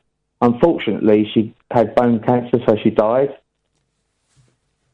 So Buzzkill. I put her down. Yeah. Yeah. So I rescued another dog. Yeah. So this year I'm going to repeat the same thing. Yeah. It was on the North Downs Way, but I'm going to this time start from Farnham and walk back to Biggin Hill. Right. Again, I was spoiling it, and I was a little bit drunk, but not as drunk as last There week. we go. I knew it. I knew you were drunk, and you're going. Oh, I'm not drunk. I'm not drunk. I knew you were. Iain, okay, I'll be honest with you. I'm a very nervous person. And I don't think I can phone you sober. Well, you don't have to. But I want to talk to you still and just apologise for last week. Now listen. You're starting to do what you did last week, and what all drunk people do is you are starting to repeat yourself. Yep. And ramble was what you did with the dog. But so stop the repeating. Okay. Stop the rambling, because it does my nutting. Fair play. Fair play. That's what I said last week. Yeah. Okay, I'm going to look up my notes. I want to see a few more things. Hang on, bear with me. You could hang up. I won't keep phoning you either this I bet week. you do. I won't. When I hang up, that's it. We're done for the week, okay? We're done? Yeah. And I don't... Right, let me get my notes on this. How do you think the connection's going tonight? Not as bad as last week. So, there's a couple of things I want to say to you. Well. I listened to the podcast. Yes, Phil. And I was embarrassed because I heard myself back and thought, oh, what an idiot. Yeah. It was quite funny with the metal plate in the jaw, because I have got a metal plate in the jaw. That was quite funny. That was, yeah, okay. So now we're picking out the highlights from last week's call, are we? Right, so I've got, no. Okay, I'm looking at my notes. Right, so, a couple of things I wanted to ask you. What happened to Andre? Where's Andre? Andre used to call me Absolute. I haven't got a clue. Okay. Another good thing I think you should do is get Robbie Vincent and Tommy Boyd at the same time. We've asked Tommy Boyd on the show. He's not up for doing any interviews at the moment, but he will come on at some point. I don't know where Robbie Vincent is, and I don't really have a connection with him. Okay. Oh, I'll keep going for my list then. Yeah, let's do it. Let's do it. Let's do it like workmanlike. Twitter. You're into Twitter. I don't use Twitter much, but I've read yours just after. I read it a bit. So I tweeted last week. I don't know if you read my tweet, but I think you retweeted it. Yeah, you tweeted next week I'm going to phone in sober, and I found that hilarious. And what a surprise, that prediction did not come true. Right, another thing. Yep. Right, weight and exercise. So next point. We've done Twitter, have we, Phil? Yeah, we've done that. We've done weight that. And exercise. Now weight and exercise. So you came off your pill you're talking about? Yeah, I came off the pill. Right, so my advice to you, Ian, here we go, is go jogging. No. Because you go to the gym, jogging's free. But I don't like jogging, whereas if I go to the gym, it's only 20 quid a month, 5 quid a week, and I can do all the classes there for free. Right, is this boring? Shall I go on to something else? It is a bit, yeah. James O'Brien. Okay. He's boring. I would say he's significantly more interesting than you've been.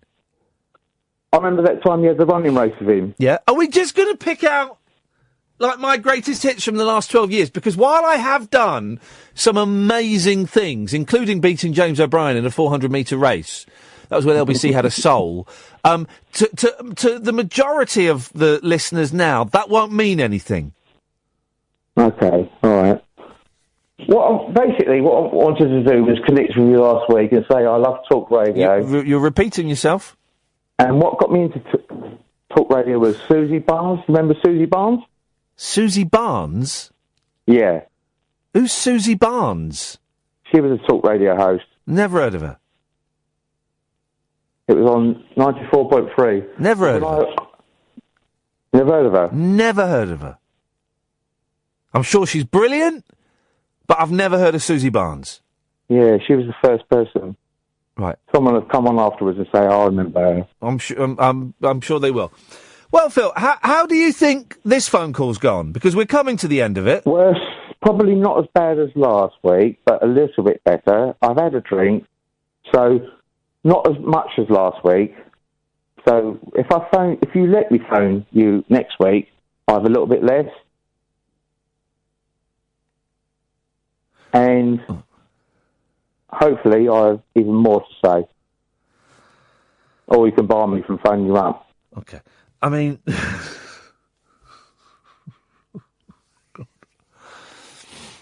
What's the betting he phones in again tonight? Quite high. I would imagine. Quite high. Rashid, I'll come to you next. Then it's Pablo, 0344 499 1000. Late Nights with Iain Lee. This is Talk Radio. Unmissable late night radio with the original king of unconventional conversation. Make contact with Iain Lee. Late Night Iain Lee on Talk Radio. We'll get you talking. Good evening, Rashid. Iain, how are you doing? Good, thank you, man. What you got for us? I forgot now. Oh, you? No, what was going to say? What's his name? Citizen Khan. The Muslim community are divided on him. What, have you spoken to the Muslim community? Well, yes. I represent the Muslim community throughout the whole of the whole Muslim community is represented by you. Yes. No, there is about 4 billion Muslims in the world. Yeah. And if we wanted to wipe out you guys could take over the world in a moment's notice, and we know that you're just plotting. And when it happens, we'll all have to either convert or be infidels. We know that. Oh, don't let the cat out the bag, because that's what the satire. We're trying to work on our satire now, and that's why Citizen Kane came about. Yes. Because we need some forced Muslim satire to. What the thing about Citizen Khan, whether it's about Muslims or not, it's just a really old-fashioned, lazy sitcom. It is the same as all the sitcoms the BBC was showing in the early 80s. It's a bit like Miranda, isn't it? Miranda. See, I've got a soft spot for Miranda. I've not watched the last few series, but I think that she's funny. I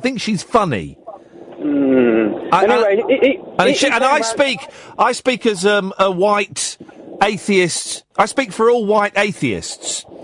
Well, there's only one way to find out which one is the best. Fight. Yeah, Iain. He came down to where I live, and he films Citizen Khan around the streets where I live. Yeah. And a lot of the local Asian lads, they egged him. Well, that's unpleasant. That's not nice. No, but it just shows that they're not happy with his representation of his... I do know that when I had a little bit of trouble at the BBC, and some people jumped on accusing me of being a racist, because I said something stupid, but it wasn't racist. I know that Adil Ray, who plays Citizen Khan, jumped on the bandwagon on Twitter and accused me of being a bit of a racist. So he's a pudding. But I just think it's not funny. It's not a funny... show. Put some jokes in there, guys. Come on, put some jokes in there. The best joke he's got is... Yeah, and I wouldn't open with that. No. Anyway. No. Anyway, nice to talk to Iain. Ta-ta, Rashid. Thank you, Pablo. Hip, hip, hip. Hip, hip, hip, Pablo. Hip, hip, hip. It's still open all hours. I don't know why that's still open. What's open all hours? Still open all hours. It's the open all hours... it's a spin-off. Well, I was going to say... sequel. Well, kind of like weeing on Johnny Barker's corpse. That's not corpse. That's a bit, but the original Open All Hours was awful. Here's the thing: most comedies are not funny, right? They are filmed in such a way that the jokes you get smacked around the head with the punchline, and just so you know that something's funny. There's that awful... It's not quite canned laughter, because a lot of them are filmed in front of a studio audience, but they beef the laughter up. I've been in studio audiences where there's been a little bit of laughter, and then you watch it on TV, and they've beefed the laughter up massively. I never used to watch this, right, but did you ever used to watch MASH? Yes. Now, I never watched MASH, right, but it was very, very big. And it was big in this country, set in the Korean War, of course. And when it was shown in this country, there was a real furore over one episode. Because what they did was, when they showed it in America, it had a laughter track. And when they showed it in this country, they took the laughter track off. So it was more of so in America, it was like Happy Days. And in this country, it was more like a sort of dramedy. And then they made a mistake, and they showed one episode with the laughter track on. And I remember there was like a big furore on Points of View about it. People were furious. But when we watch sitcoms, we need that laughter track to know when there's something funny happening.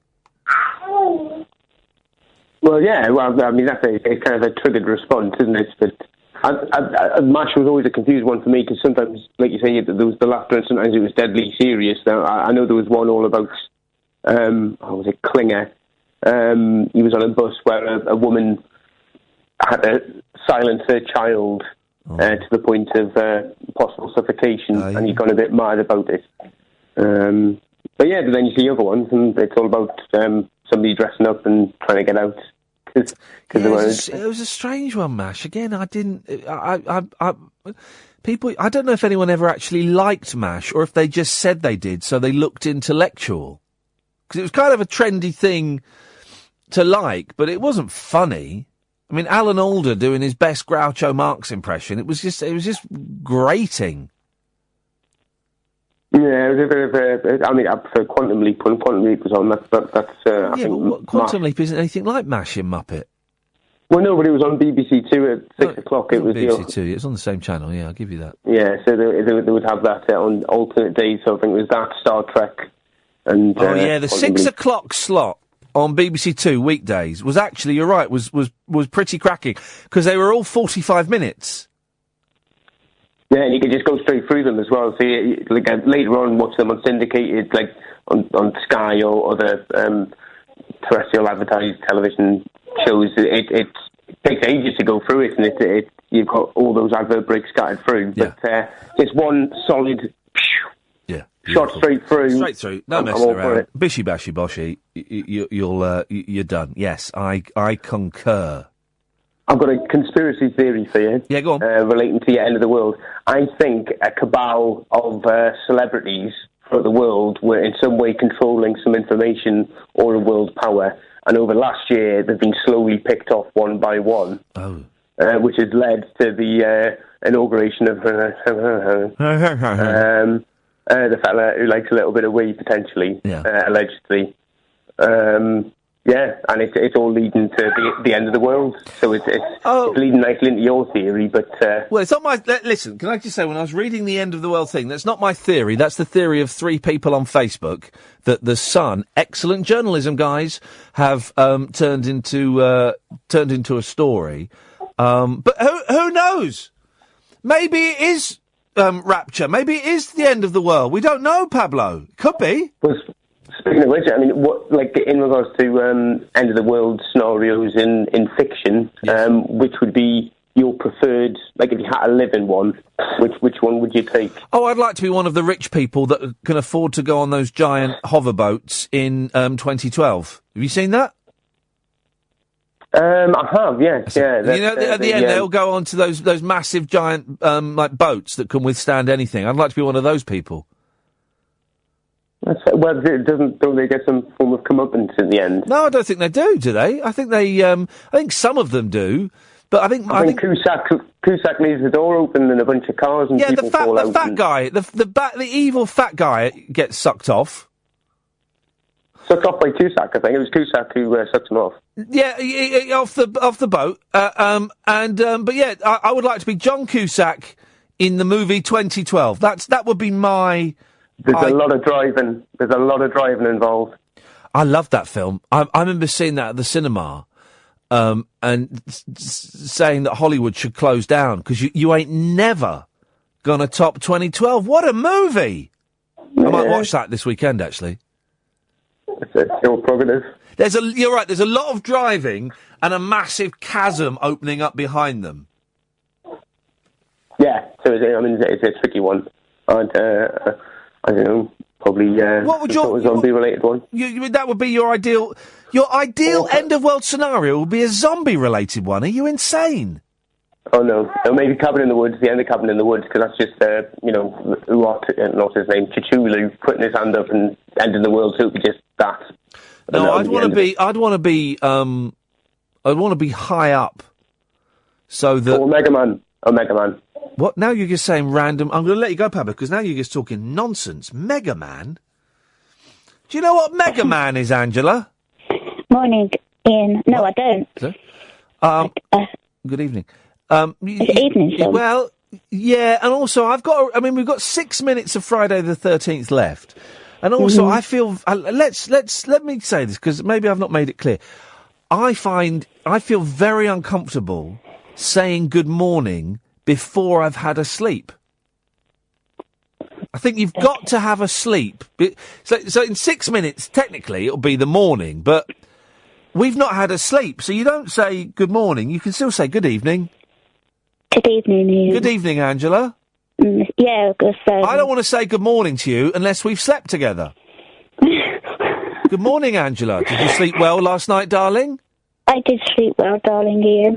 And thank you for a I was out like a log because that was the most incredible evening I've ever had, my darling. Thank you, Angela. Oh, thank you very much, Ian. That was incredible. Thank you. And you brought out the best in me.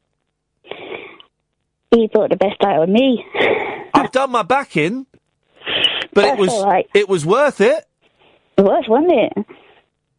Now let me take your clothes off, and I'll get up and make us breakfast. That kind of, that would be nice. Yeah, that would be nice, wouldn't it? It would be. It would be absolutely delightful. Just so we can have some fun in it. Oh, hey, cheeky lady. Like I can see the luth in the lady's eyes. Yeah. Anyway, Angela, you've not called in to act out a bizarre sexual scenario with me, or maybe you have. Well, I'm assuming there was another reason for your call. Yeah, the end of the world. What? How would you like? Well, go on. How would you like to end the world? Well, I think I'd just like to just go quietly. Yeah. Because of my health anyway, I'd like to go quietly. Would you like to live or die at the end of the world? Would you like to be a survivor or someone who carks it? Carks it. Yeah, I think I would. Not that, because you don't know what it's going to be like after. It would be feral. It would be... You couldn't trust anybody. You'd have to siphon petrol out of cars. Kids, you wouldn't be able to trust kids because they'd be used as bait to kill you. Oh, there's a little kiddie there. You're right. Even the dad comes up behind you and garrots you, and then does all kinds of wicked sexual things to the women folk. I don't think I would like that, Angela. I wouldn't like to be garroted whilst I'm trying to help a child who's actually bait. And I don't mean it in that sound. And then his dad does all kinds of things to the women folk. I wouldn't like that. I wouldn't like that, Angela. No, I wouldn't. And I've got one of these, these alien radar scanners.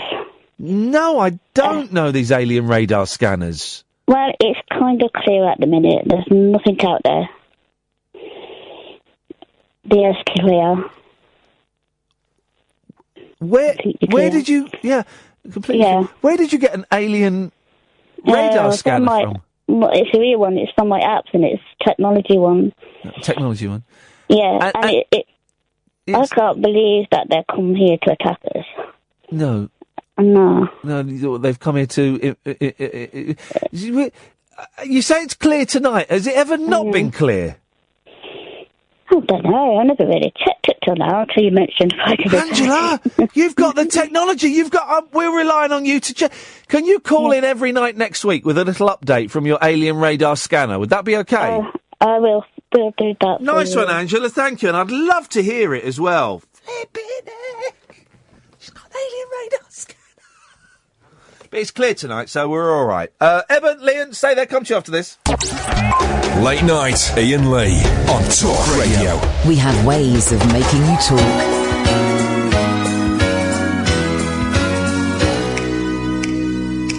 Well, I'm not the kind to kiss and tell, but I've been seen with fire up.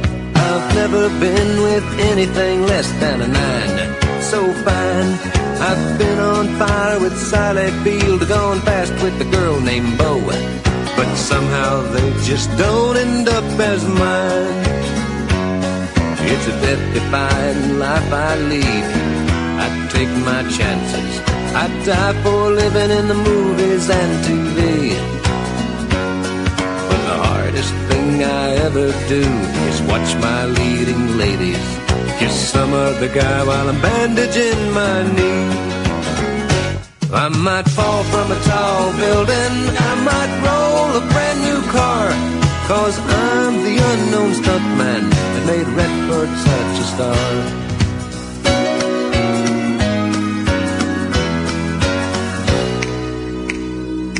I've never spent much time in school, but I taught ladies plenty.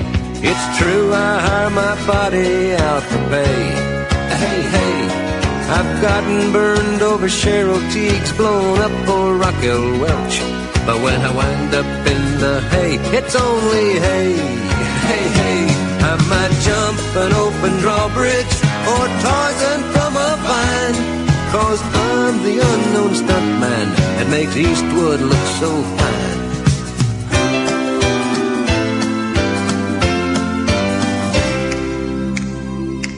They'll never make me president, but I got the best first ladies. Some days I've got 'em as far as the eye can see. Ooh-wee.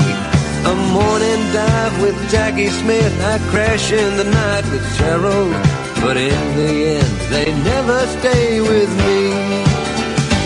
I might fall from a tall building so Burt Reynolds don't get hurt. I might leap a mighty canyon so he can kiss and flirt.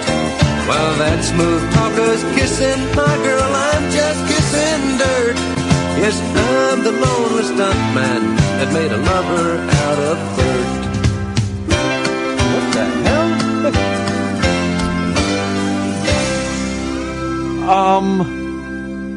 Well, that was weird. That was more shocking than when I found out I had 3 brothers. All in their 20s. True story. What the hell just happened there? I normally play The Unknown Stuntman. I downloaded it ages ago, years ago. And I was on YouTube, and we played Luft in a Lady Dive. And then that guy thought, I might as well play it from YouTube. Yeah. Well, hang on a second. First of all, it's a slightly different mix. And then it's a minute longer. I've got to listen to that extra bit again, where it goes from the key change. So the version we had would finish about here. An open drawbridge or Tarzan from a vine, 'cause I'm the unknown stuntman that makes Eastwood look so fine.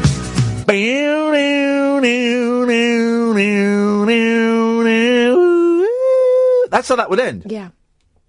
But no, there's another minute to go. Key change. Singing about President's Ladies. Ooh-wee. They'll never make me... Now, bearing in mind, Lee was struggling to get some of the higher notes anyway. Mm-hmm. He's enthusiastic. What do they call it? Naive art. So he was struggling to hit some of the notes anyway. Then they've gone up a key? Yeah. Ooh-wee. But I got the best first ladies. Some days I've got 'em as far as the eye can see. Ooh-wee. Someday? Now that's not as impactful as a hey hey. No, I've got them as far as the eye can see. Ooh-wee. A morning dive with Jackie Smith, I crash in the night with Cheryl, but in the end they never stay with me.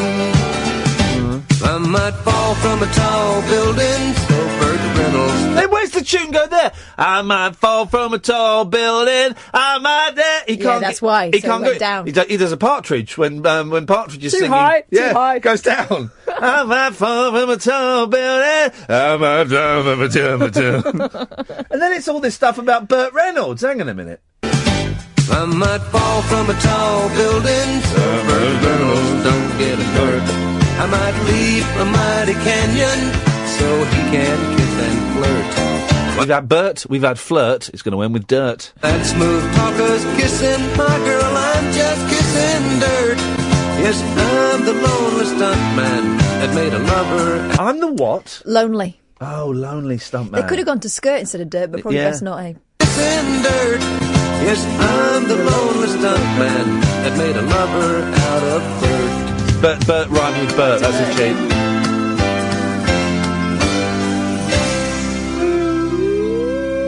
That is brilliant.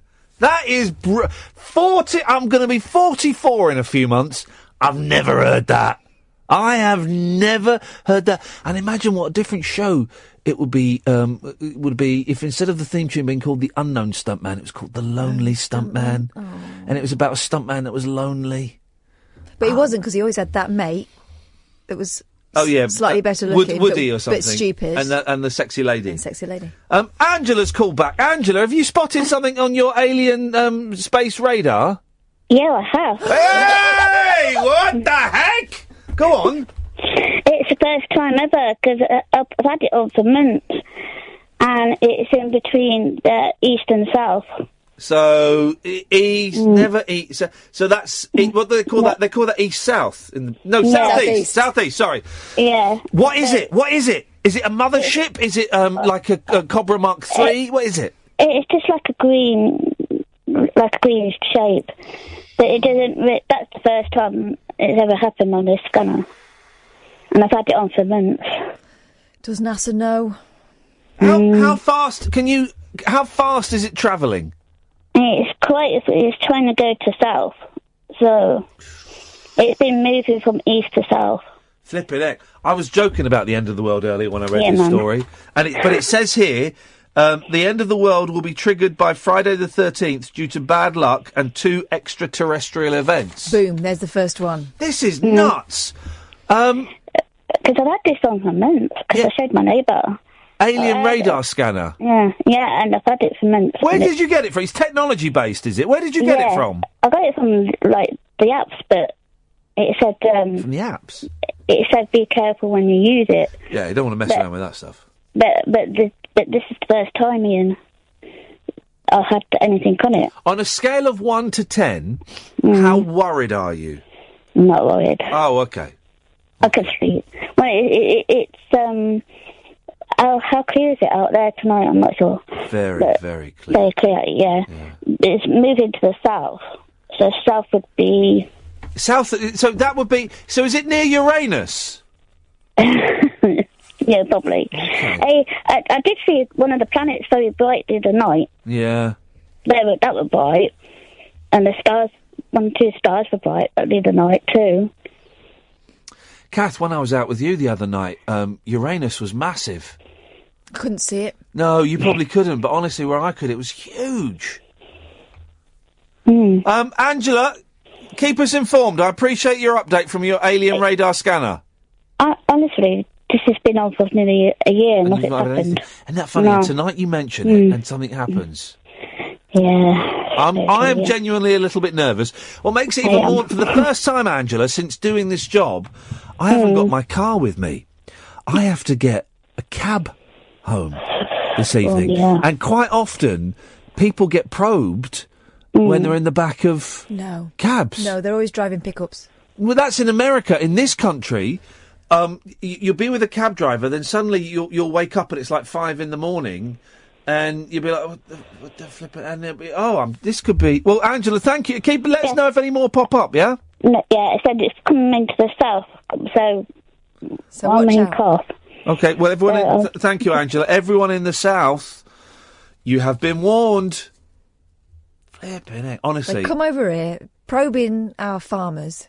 Yes. Have they got passports? No. Have they got blue passports? Send them back. Honestly, Catherine, when we were out the other night, Uranus. Yes,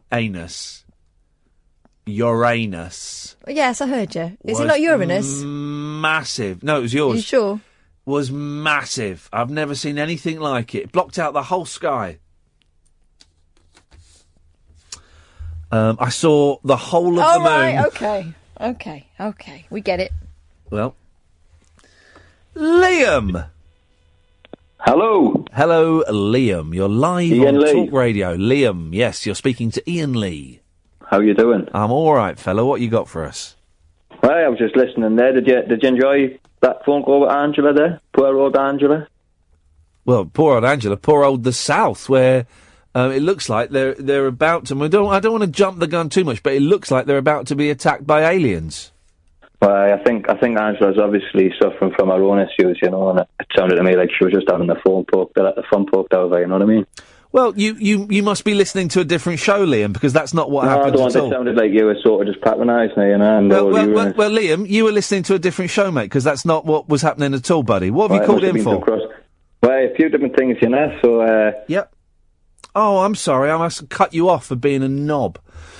0344 499 1000 is the telephone number. Late Nights with Iain Lee on Talk Radio. The radio show for people who know the best part of the day is the night. Late Night Iain Lee on Talk Radio. We have ways of making you talk. Evening, Eben. Evening, Ian. Was that a delicious kebab, what you just ate? Yeah, very nice. Beautiful. After an absolutely rubbish day. Oh, hey, what's happened? Let me guess. You got the sack from Deliveroo? Nope. Oh. I'll go through it from the start, shall I? Okay, yeah, let's go through it in chronological order. And Eben's bad day. From the start, I went to school and everything, and I thought it was going to all right, and I had my mock result back. Oh. And my teacher said no one had higher than a C. And I had an F. For what subject? Maths. Well... And the head teacher gave me an envelope on my English reset. Oh, yeah. And with him, you can never tell, like, his emotions or anything. Yeah. Cold. And I opened it on the bus going home, and I was 1 mark off a C from passing. Oh, well, that's okay. Well, that's all right. Oh no, it's not. It's a resit. So was that a proper exam or a mock? Proper. Oh, what are these GCSEs or A levels? There was a GCSE because I failed it the last time, and there was a reset. I'll have to reset for my third time now. Oh, yeah, but well, one away from a C. That's that's a bit tight. They should have bumped that up, shouldn't they? But it's the Welsh exam board for you. Yeah. But the only good news is I had a merit in my speech exam. Oh. Hey, that's good. Yeah. That'll do, but maths and English... Who uses numbers and words? Oh, actually, everybody. And a pretty rubbish shift in Deliveroo today. Did you make all the deliveries on time?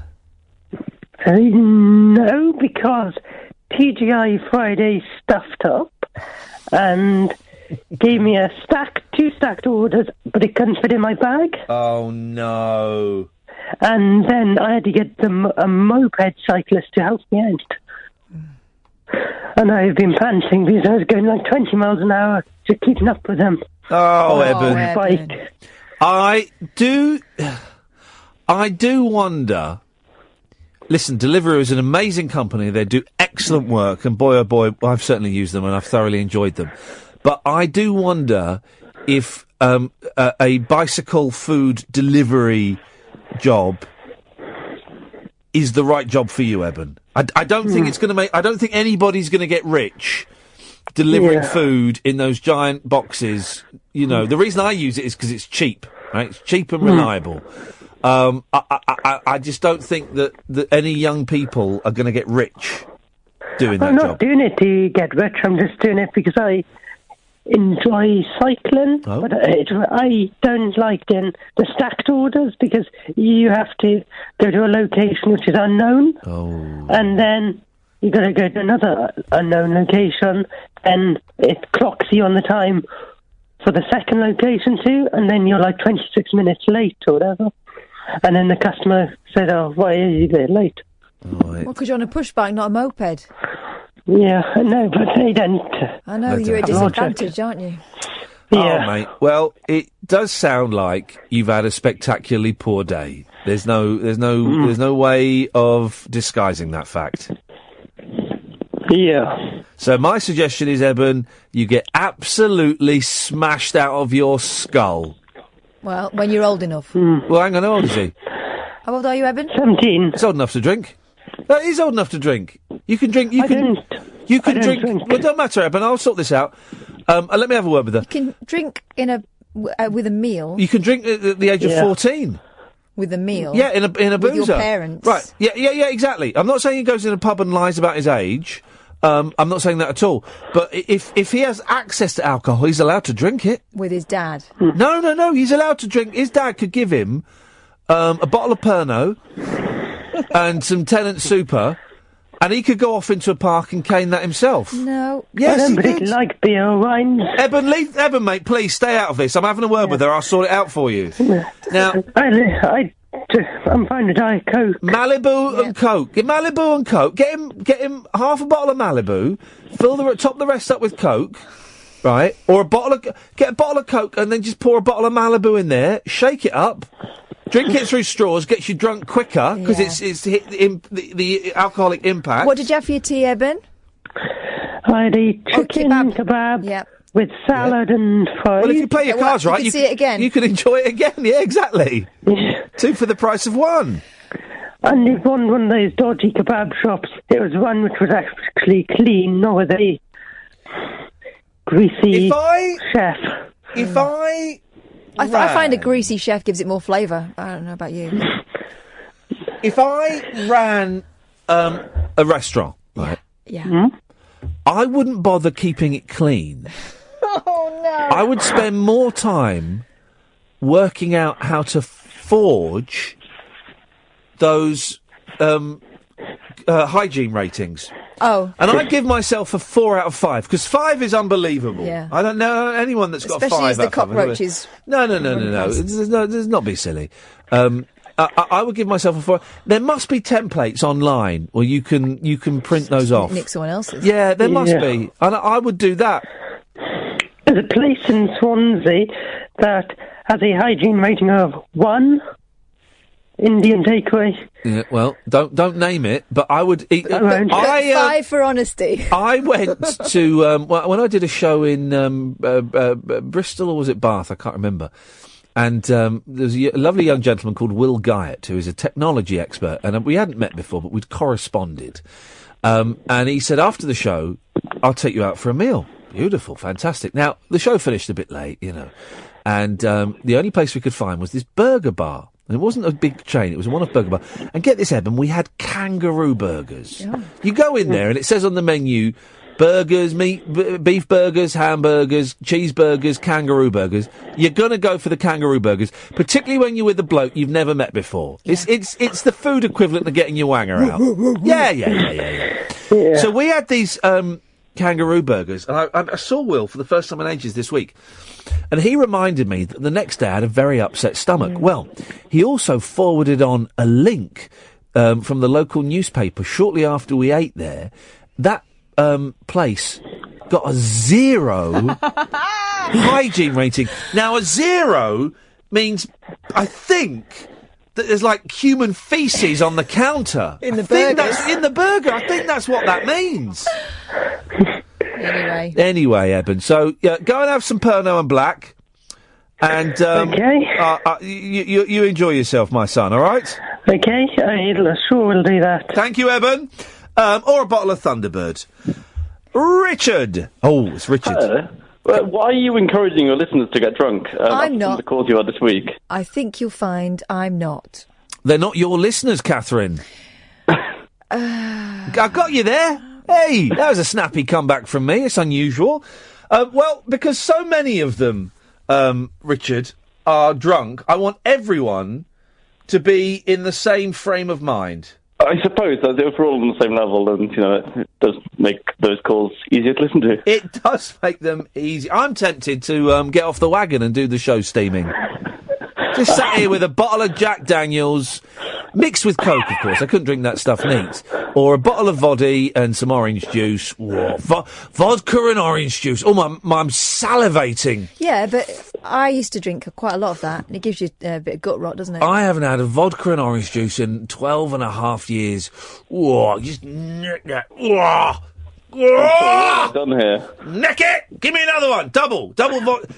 Whoa! Neck that. Beautiful stuff. Also, I think you were quite dismissive of that alien radar app, because it's got a warning saying to be careful with it. And if it wasn't genuine, why would it have a warning? Who is that? Who was that miserable bloke phoning up? What was Liam talking about? Miserable so-and-so.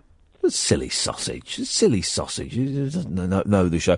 Listen, if there are alien spaceships, we're going to be the ones to tell you about it. Yeah, exactly. Angela has since tweeted me to say that they've disappeared now. So either they've gone, they heard us, or They've got a cloaking device. And also, you said they were only affected in the south, and so I feel partly to blame because maybe that's a result of my. Well, maybe they're northerners too. Yeah, that's what I mean. Maybe. Can we just? Hang on a second. I want to say hello to a young gentleman called Mark Smith. Hello, Mark Smith. Mark Smith is. Oh, he looks a bit like me. He does a bit. He looks a bit like. Look at the picture of. Go to his Twitter page. Look at the picture of him in the dicky bow. Yeah, I know. That's me. Well, that's like a better looking, a slightly better. That is like. He's got the same eyes. Unfortunately, I'm sorry about that, Mark. I do apologise. Mark has just discovered the show for the first time, and he is enjoying it. So I would like to suggest that the next 33 minutes of broadcast is dedicated to Mark Smith, to the memory of Mark Smith. The guy from the Fall? No, that's Mark E. Smith, you muppet. Oh. Unbelievable. Don't be rude about the show, about the person to whom this show is now dedicated. I'm sorry, Mark Smith. I'm sorry for confusing you with the guy who urinates himself at festivals. Does he? We can do that. Famous, slightly libelous, famous pop stars that wet themselves. I'll go first. Fergie. Pop stars? Yeah. Fergie, not the Princess Fergie. I'm talking about the. Have you seen the picture of her wet herself? Yes, I have. It's a great picture. Doesn't she claim that's a drink, though? Well, whereas Mark genuinely wet himself. What do you think it is? The food? Oh God! No, she was on. She was. I think she was heavily involved in in drugs or something, and that's what she. Anyway, Fergie. Oh yeah, not to be libelous, but yeah, I think she was heavily involved. No, she got chucked off a plane for being drunk, didn't she? Well, hang on a minute. Now let's just back away from the. She did. No, she was. She did experiment with drug culture. But she's turned her life around. Yeah, she's a wonderful. She's got lovely lady humps, lovely lady bumps. She is now she's brought out a thing called, she's the official MILF. Oh yeah, MILF dollars. Yes. MILF dollars. Yeah. She was probably the most talented person in Black Eyed Peas, but she had bars. Shut up, man. What about Will.i.am? Name the third Black Eyed Pea. Oh. Totoro? I think you've done this before, haven't you? Yeah. Isn't it like his name Apple or something? Apple. Totoro, Apple, William, and Fergie. Ladies and gentlemen, would you please welcome to the stage the Black Eyed Peas. Let me check now, because it made me think. I'm sure he had a name like Totoro. A fruit name. Well, do you know what the word for apple is in Japanese? Apple. Sorry? Is it apple? No. I have no idea. Ringo. Ringo. So in Japan, it's called Apple Star. Oh, that's nice. That's great, isn't it? That's a great. I'm right. Apple Records. This is a conspiracy. I'm sure you can link this back to Zionism somehow. What the hell have you called in for? I called in to discuss what are the parameters of enjoying other people's misfortune, because it was this morning, because it's been snowing today in London a little bit. And one thing I really, really enjoy is watching people run for buses and just miss them. Oh, I enjoy that. Yeah, as long as people aren't getting hurt, I enjoy that. And I also have the parameter, as long as it's on a bus route that is more frequent than every 8 minutes. Late at night, I don't know where it was, sort of north east London somewhere. And I was driving through slightly quiet, deserted part of town. And someone ran for the bus, right, and just missed it. It was that thing. It's about 11 o'clock at night. It was that thing. They slowed the jog to the I'm not bothered. They got to the door and the door's shut. Oh. And they're banging on the door and the bus driver was doing the thing of not even looking at them. Wouldn't even turn and look at them. That's cold. So, I was driving and I was overtaking the bus. So I stopped in front of the bus. And I stopped, and it was a narrow road. They couldn't overtake me. We're there for about a minute and a half, 90 seconds.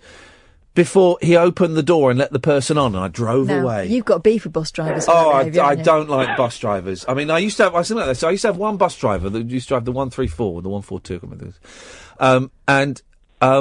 Well, one day he didn't stop for me. Not only did he didn't stop for me, he pulled out into the next lane. So I once got on his bus. Why did I ended up sitting upstairs and the bus not moving for 10 minutes. And I went down and he said something. And I said, why are you not moving?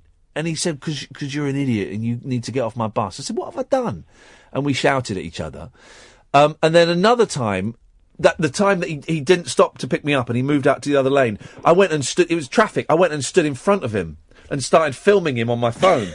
Stood in front of the bus, Richard, filming him on my phone, and the traffic cleared and he couldn't move. And he just sat there, put his hand over his face like that. And I was there for about 5 or 6 minutes, right? And then I heard a voice going, Iain, what on earth are you doing? I turned around, it was my wife coming home from work. She said, what on earth are you doing? And I said... I'm making a show of you again. I said, this bloke won't let me on his bus. And she says, just come home. I said, I'll be home in a minute. Put some trousers on. Yeah, I know. I'd sober up, put some trousers on. I said, I'll be home in a minute. And I had another bus driver, a different one. This was the same guy, but this a different one. Hold me hostage.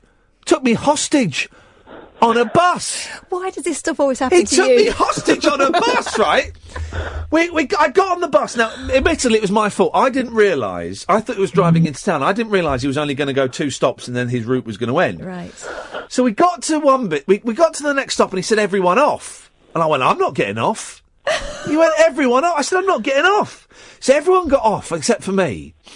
And we sat there. It was like a stalemate. We sat there for about 5 minutes. I was thinking, this is really awkward. And then we went, right. And then he started driving really fast. Oh. And I said, let me off. He said, no. I said, let me off. He said, right. So then we're on the bus. He's going really fast. So I phoned up the bus company. I said, your bus driver is holding me hostage. He won't stop the bus. And then we got to some traffic lights. I said, open the door. He went, no. I said, open the effing door now. He said, no, I'm not going to. So I pushed the emergency button and jumped off. And ran away. Wow. That was... you are deliciously stubborn. That was... Like, to the point where even you're out stubborn in your own mind. It was really... I've actually had one incident with a bus driver, which was... It was more of a bureaucracy thing rather than any kind of, violent incident. But I was once as drunk as one of your regular listeners, and I was just trying to get a bus from Central London to Whitechapel, which is like a 15-minute journey. And I fell asleep on it, and the bus goes all the way to Essex. So I woke up in Ilford. Yeah. And the bus driver woke me up, and he was like, "End of the line, mate." And I said, "Oh, so I've fallen asleep. Do you just go back the other way?" And he was like, "Yeah, I go back the other route." And I was like, "Oh, well, I'll just stay on then." And he was like, "Well, no, I don't leave for another 5 minutes." Oh. I was like, "Sorry." And this is the middle of winter as well, and it was raining, I think, as well. And he was like, "You have to get off the bus, mate, and get back on." So he made me get off the bus, and he closed the door. He sat there and read a newspaper for 5 minutes while I stood outside in the rain. And then 5 minutes later, he opened the doors again and let me on again. Wow. I hate bus drivers. My sister's just tweeted me, "You sound just like Dad right now." Well, I did. The thing is, as well, I'd commit to these arguments quite early on. And then within minutes think, "Oh, what am I doing?" Yep. But I'm in this now. I've got to. The mobile phone. I've got to stick with it. Thank you for that, Richard. Whatever it was you were calling in about. 0344 499 1000. Late nights with Iain Lee on Talk Radio. Late night Iain Lee on Talk Radio. We have ways of making you talk. We've got no calls lined up, so now will be an excellent time. You've reminded me, Catherine, yes, of the mobile phone incident shop. They were shysters in that shop. There's a shop near where I live that fix mobile phones, and I'd been in there before. Cracked screens. You go in and do the cracked screen, and I'd been in there before. You cracked the screen with it just in your pocket, didn't you? Yeah, but I crack it all the time. I don't know what's going on there. I think maybe I've got special power. I can break glass. But I'd taken a phone in there before, and they'd repaired it, and then afterwards the microphone, the speaker didn't work. So I'd have it on speakerphone, and it didn't work. But stupidly, I didn't connect the two. So in the end, I just ended up buying a new phone. And then I broke the screen again, and I took it in, and he fixed it, and it was like 50 quid or 40 quid, 50 quid, and you pick it up in an hour, and it's like, great.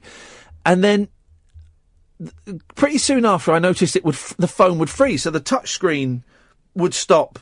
0344 499 1000, by the way. The touch screen would stop working, and it might only be for like a minute or 2 minutes, and then it will be fine. And it was kind of annoying, but it wasn't the end of the world. But after a week, I thought, no, this is stupid. I'm going to go and have a word with this fella. So I went in, and I said, have you... I said, my phone, the touch screen doesn't work. And he said, no, it's working now. I said, yeah, no, it's intermittent. And so he played with it for a bit, and he went, no, it's fine. I went, no, it's intermittent. It might not happen for a day, but it will... do you know what? Hang on a second. I can read you, because I wrote a review of it. Yeah. I wrote a review of it, which you can read online. Where is it? 16 Google reviews. Hang on. Here we go. Shall I read the review? Go on. You were livid. This is the review, gave it 1 star, right, and I won't say the name of the shop. I took my phone into the shop a couple of weeks ago to have a cracked screen repaired. I was charged £60. Shortly after getting my fixed phone, I noticed the touchscreen sometimes didn't work.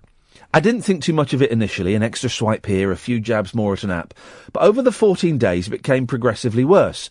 It was intermittent, so I was unable to predict when it would happen, but it could be 5 or even 10 minutes before my screen would respond. I called the shop, who said no problem, they would sort it out. That was it, I phoned them up. They didn't. The gentleman behind the counter with a beard fiddled with it for 30 seconds and said, looks all right to me. Yes, it's intermittent, I replied. Well, nothing I can do about it, he said, handing me back the phone without even meeting my gaze. But it keeps freezing, I pleaded. Need to bring it in when it's happening. Yeah, but it's intermittent, so I don't know when it happens, and it may only last a couple of minutes. Are you suggesting I jump in my car wherever I am and bring it in if it freezes? Yes. It was all calm up to this point. I then dared to criticise his phone repairing skills by suggesting he didn't know how to fix phones. I may have initially said he'd broken my phone, but retracted that almost immediately. The questioning of his phone repairing skills seemed to prompt a rather angry reaction. Right, that's it. Get out of my shop. I'm not having you saying I can't fix phones. Go on, out. But my phone isn't fixed after I brought it in to you to fix. That implies you didn't fix it. How do you know it was me? Could just be coincidence. Right, it was at this point I realised I was dealing with someone who was going to be tricky. This prompted my first mistake. Well, my second if you include going into the store as my first. I told him I would quite happily wait in the shop until the phone froze so he could see. Well, why not? I had 2 hours on my parking ticket and I'd only popped into town to get a pizza for my tea. Wait outside. No, I'll wait here, I think. I can make you leave. OK. About 10 minutes into this charade, I realised I'd probably made a mistake. There was no guarantee the phone was going to freeze. But what to do? I couldn't leave now. I'd look silly. Oh, pride, why do you make us do these things? I attempted to lighten the mood by asking for a selfie with Beard. Yeah, I forgot that. I'd asked him for a selfie. Cheeky. He refused. I then asked for a grumpy selfie, saying I hoped we could bond over this. Look, mate, if you think this is funny, it isn't. Get out. I have to make it clear, I was angry to start with, but I never threatened Beard, invaded his personal space, made aggressive gestures or shouted. My indoor language was kept to a minimum. Unlike Beard, who I noticed swore in front of a young teenage girl customer. 40 minutes into this fiasco, that was my Saturday afternoon, I really started to worry. Would I have time to get the pizza? Would the phone freeze again? But more importantly, how the hell am I going to leave here with my integrity intact? Short answer, I wasn't. 55 minutes. And I told him I would call Trading Standards. Then came forth a revelation. Turns out they must have introduced a new Trading Standards law. Either that or Beard was talking guff. You can't get them now. Sorry? You can't get them now. You've told me you're going to get them, so that's a threat. You're not allowed to threaten me. This is the most insane logic I've ever heard. But I'm hardly one to discuss sanity. At this point, I'd been in the shop for nearly an hour thinking, my wife's going to kill me.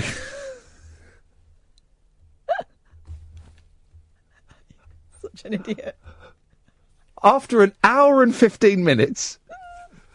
I engineered a phone call. Is that when you rang me? No, this was I had spoken to you, but I didn't have time to include you in the review. But I just laughed. I really needed a wee. So I asked my friend Paul to call me so I had an excuse to get out of the shop. Actually, this is Scoins.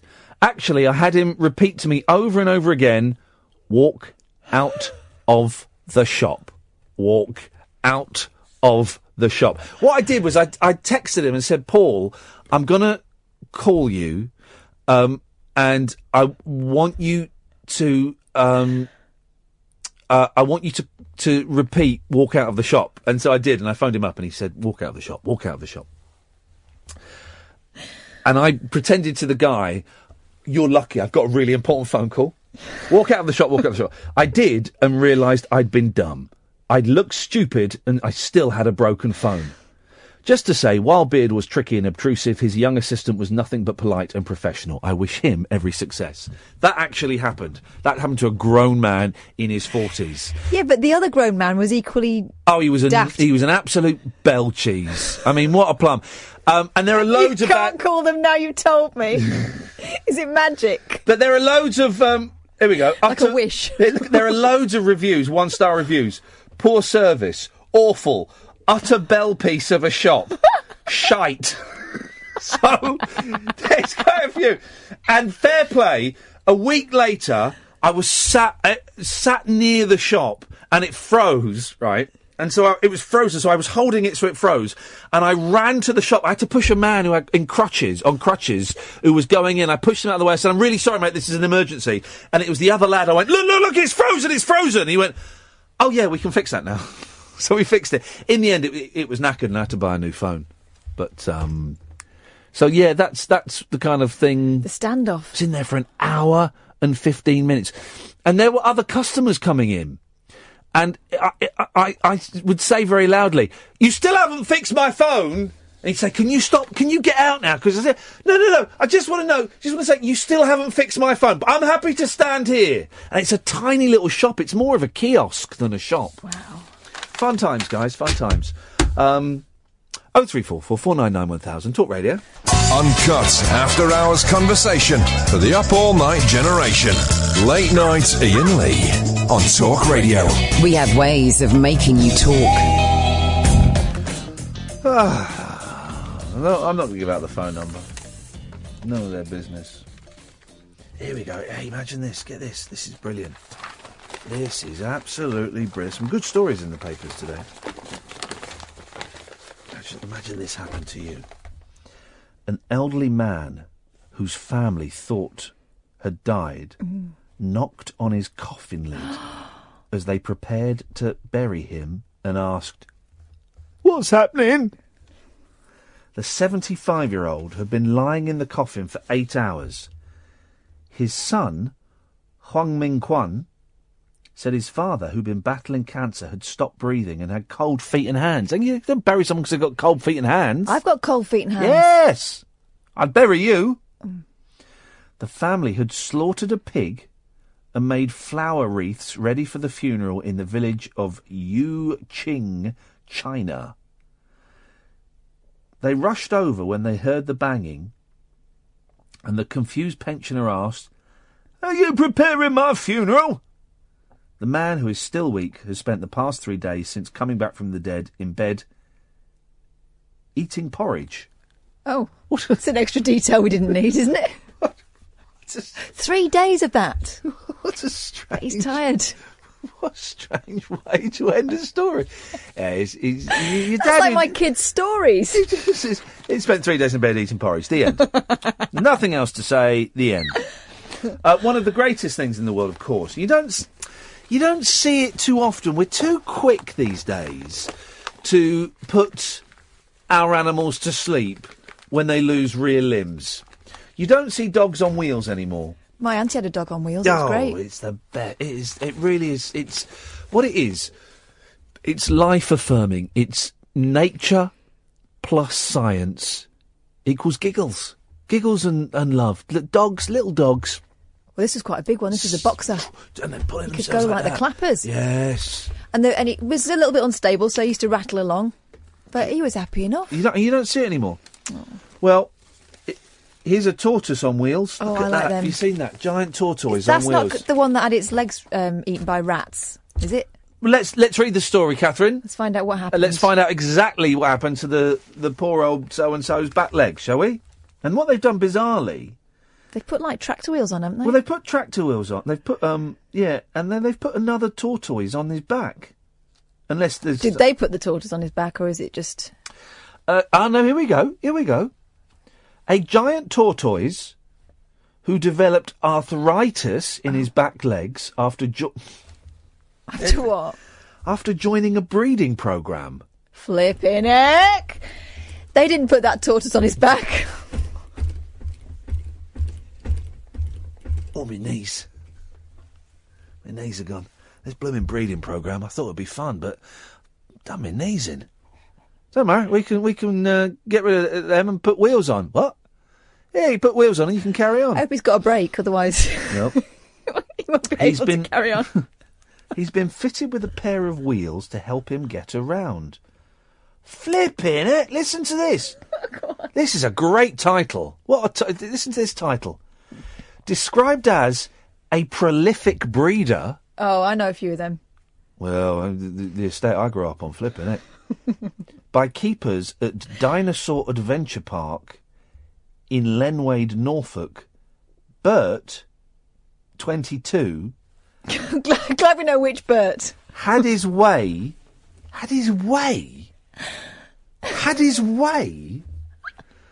with 5 females during the 2-month programme. Well, producing dozens of offspring. Had his way? Here's a question. What does a tortoise's penis and vagina look like? Genuine question. Very much like the rest of the tortoise, I imagine. Like Yoda? Yeah, I imagine. Not that I imagine it a lot. I'm going to Google it. Oh. I'm going to Google it. There's a new study about which animals blow off. I don't know about animal willies, whether there's an animalwilly.com. Tortoise penis. Let's have a look at that. Let me have a look. Flipping heck! What the hell is that? That is mad. Jeez, look at that! Oh, wow. That's like... Flipping it! It's like a baby's arm. You know, like when a sausage bursts. That is Gosh. That is... You dirty buggers. That is incredible. Horrible. All right. Let's go and have a look for the ladies bit. Oh, no. Do we have this to? is nature. This is nature. This is how we learn. Struth, yeah. That looks like, you know those, those, like, long plastic things you get where you can put your finger in it and it kind of envelops your finger. You know those like, things that are hard to hold? They're like blue plastic. You get them at the Science Museum. Blue plastic things, and you, like, slimy sausages. That's what... No, I think it looks more like that thing that Peter Davison stuck his arm in. No, not Peter Davison. Peter Duncan stuck his arm in Flash Gordon. I'll bring in the toy I mean, so you know what I mean. Flipping heck, isn't it, eh? Wow. Every day's a school day. It is. I'm not doing that for cheap laughs or cheap thrills, although I did feel a little. I didn't. No, I'm doing that for educational purposes. Good grief, though. Now the 15-stone African spurred tortoise's back leg sees up in the winter, and he needs his strap-on to stay mobile. Oh, come on, guys. Come on, guys. That's the Express writing that. That is the Express writing that. That is disgusting. Gosh. Sick filth. Ban this sick filth. I tell you, I've got a lot of stories here, so I'm going to run up and down on the stories. You tell me when to stop. Stop. That's the tortoise one again. Do it. Oh no! Do the next one. The next one there, which is this is an outrageous story. It's the Express again. Go to the Express again. Gosh, the Express today. And I can understand this. Teacher sellotaped 8-year-old to desk to stop him fidgeting. Wow. I can understand that. I'm not saying it's right. I'm not saying I condone it. It's old school, that kind of method, isn't it? A teacher was warned. He was just warned. He was warned. He's got his job. As long as you don't put it on the lips. That's a sackable offence. A teacher was warned about his behaviour last night after sellotaping an 8-year-old boy to his desk to stop him fidgeting. Now, but, well, I mean, was it... I doubt it was like that scene in King of Comedy when Sandra Bernhardt ties up Jerry Lewis and he's gaffered and he can't breathe. I bet it was just like the hands on the desk and... Well, let's read on. Let's find out. Let's find out just how comprehensive this taping was. Primary school supply teacher Matthew Brown, 38, was covering for a staff member's maternity leave in July 2015 when he taped the ankles of pupil A to a plastic chair. Oh. No. An Education Workforce Council hearing was told Brown later taped the same boy's hands to his desk. In a third incident, Brown of Llandudno also owned up to taping a girl's hand to a rugby ball, although he stressed this was an accident. What? Sounds like he's pretty free with the tape. Brown admitted the 3 incidents, but denied they amounted to professional misconduct. The council dismissed the rugby ball matter, but ruled that twice taping up pupil A was a lapse in his professional judgment. It wasn't his intention to cause harm. Nevertheless, his actions were inappropriate. Well, it's not about harm, is it? It's about embarrassing the kid.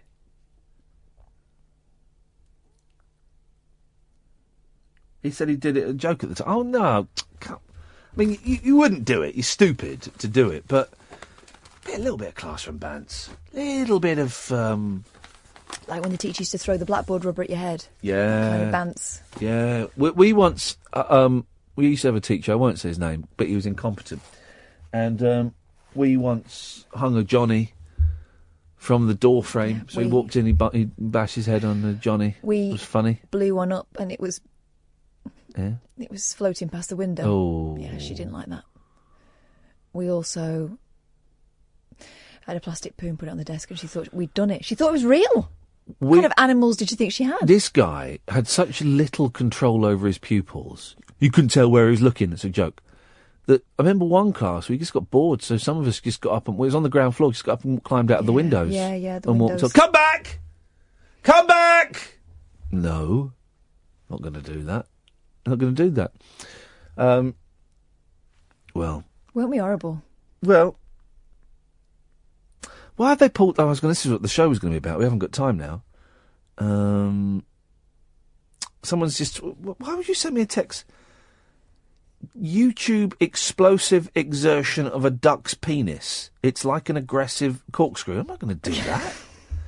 When Penny Smith comes in and does her show in the morning... that's what she's going to see. These are all the tweets she's going to see, talking about tapia penis...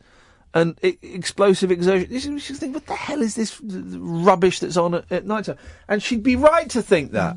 She'd be absolutely right. Well, on that bombshell, guys, it's another week has done and dusted.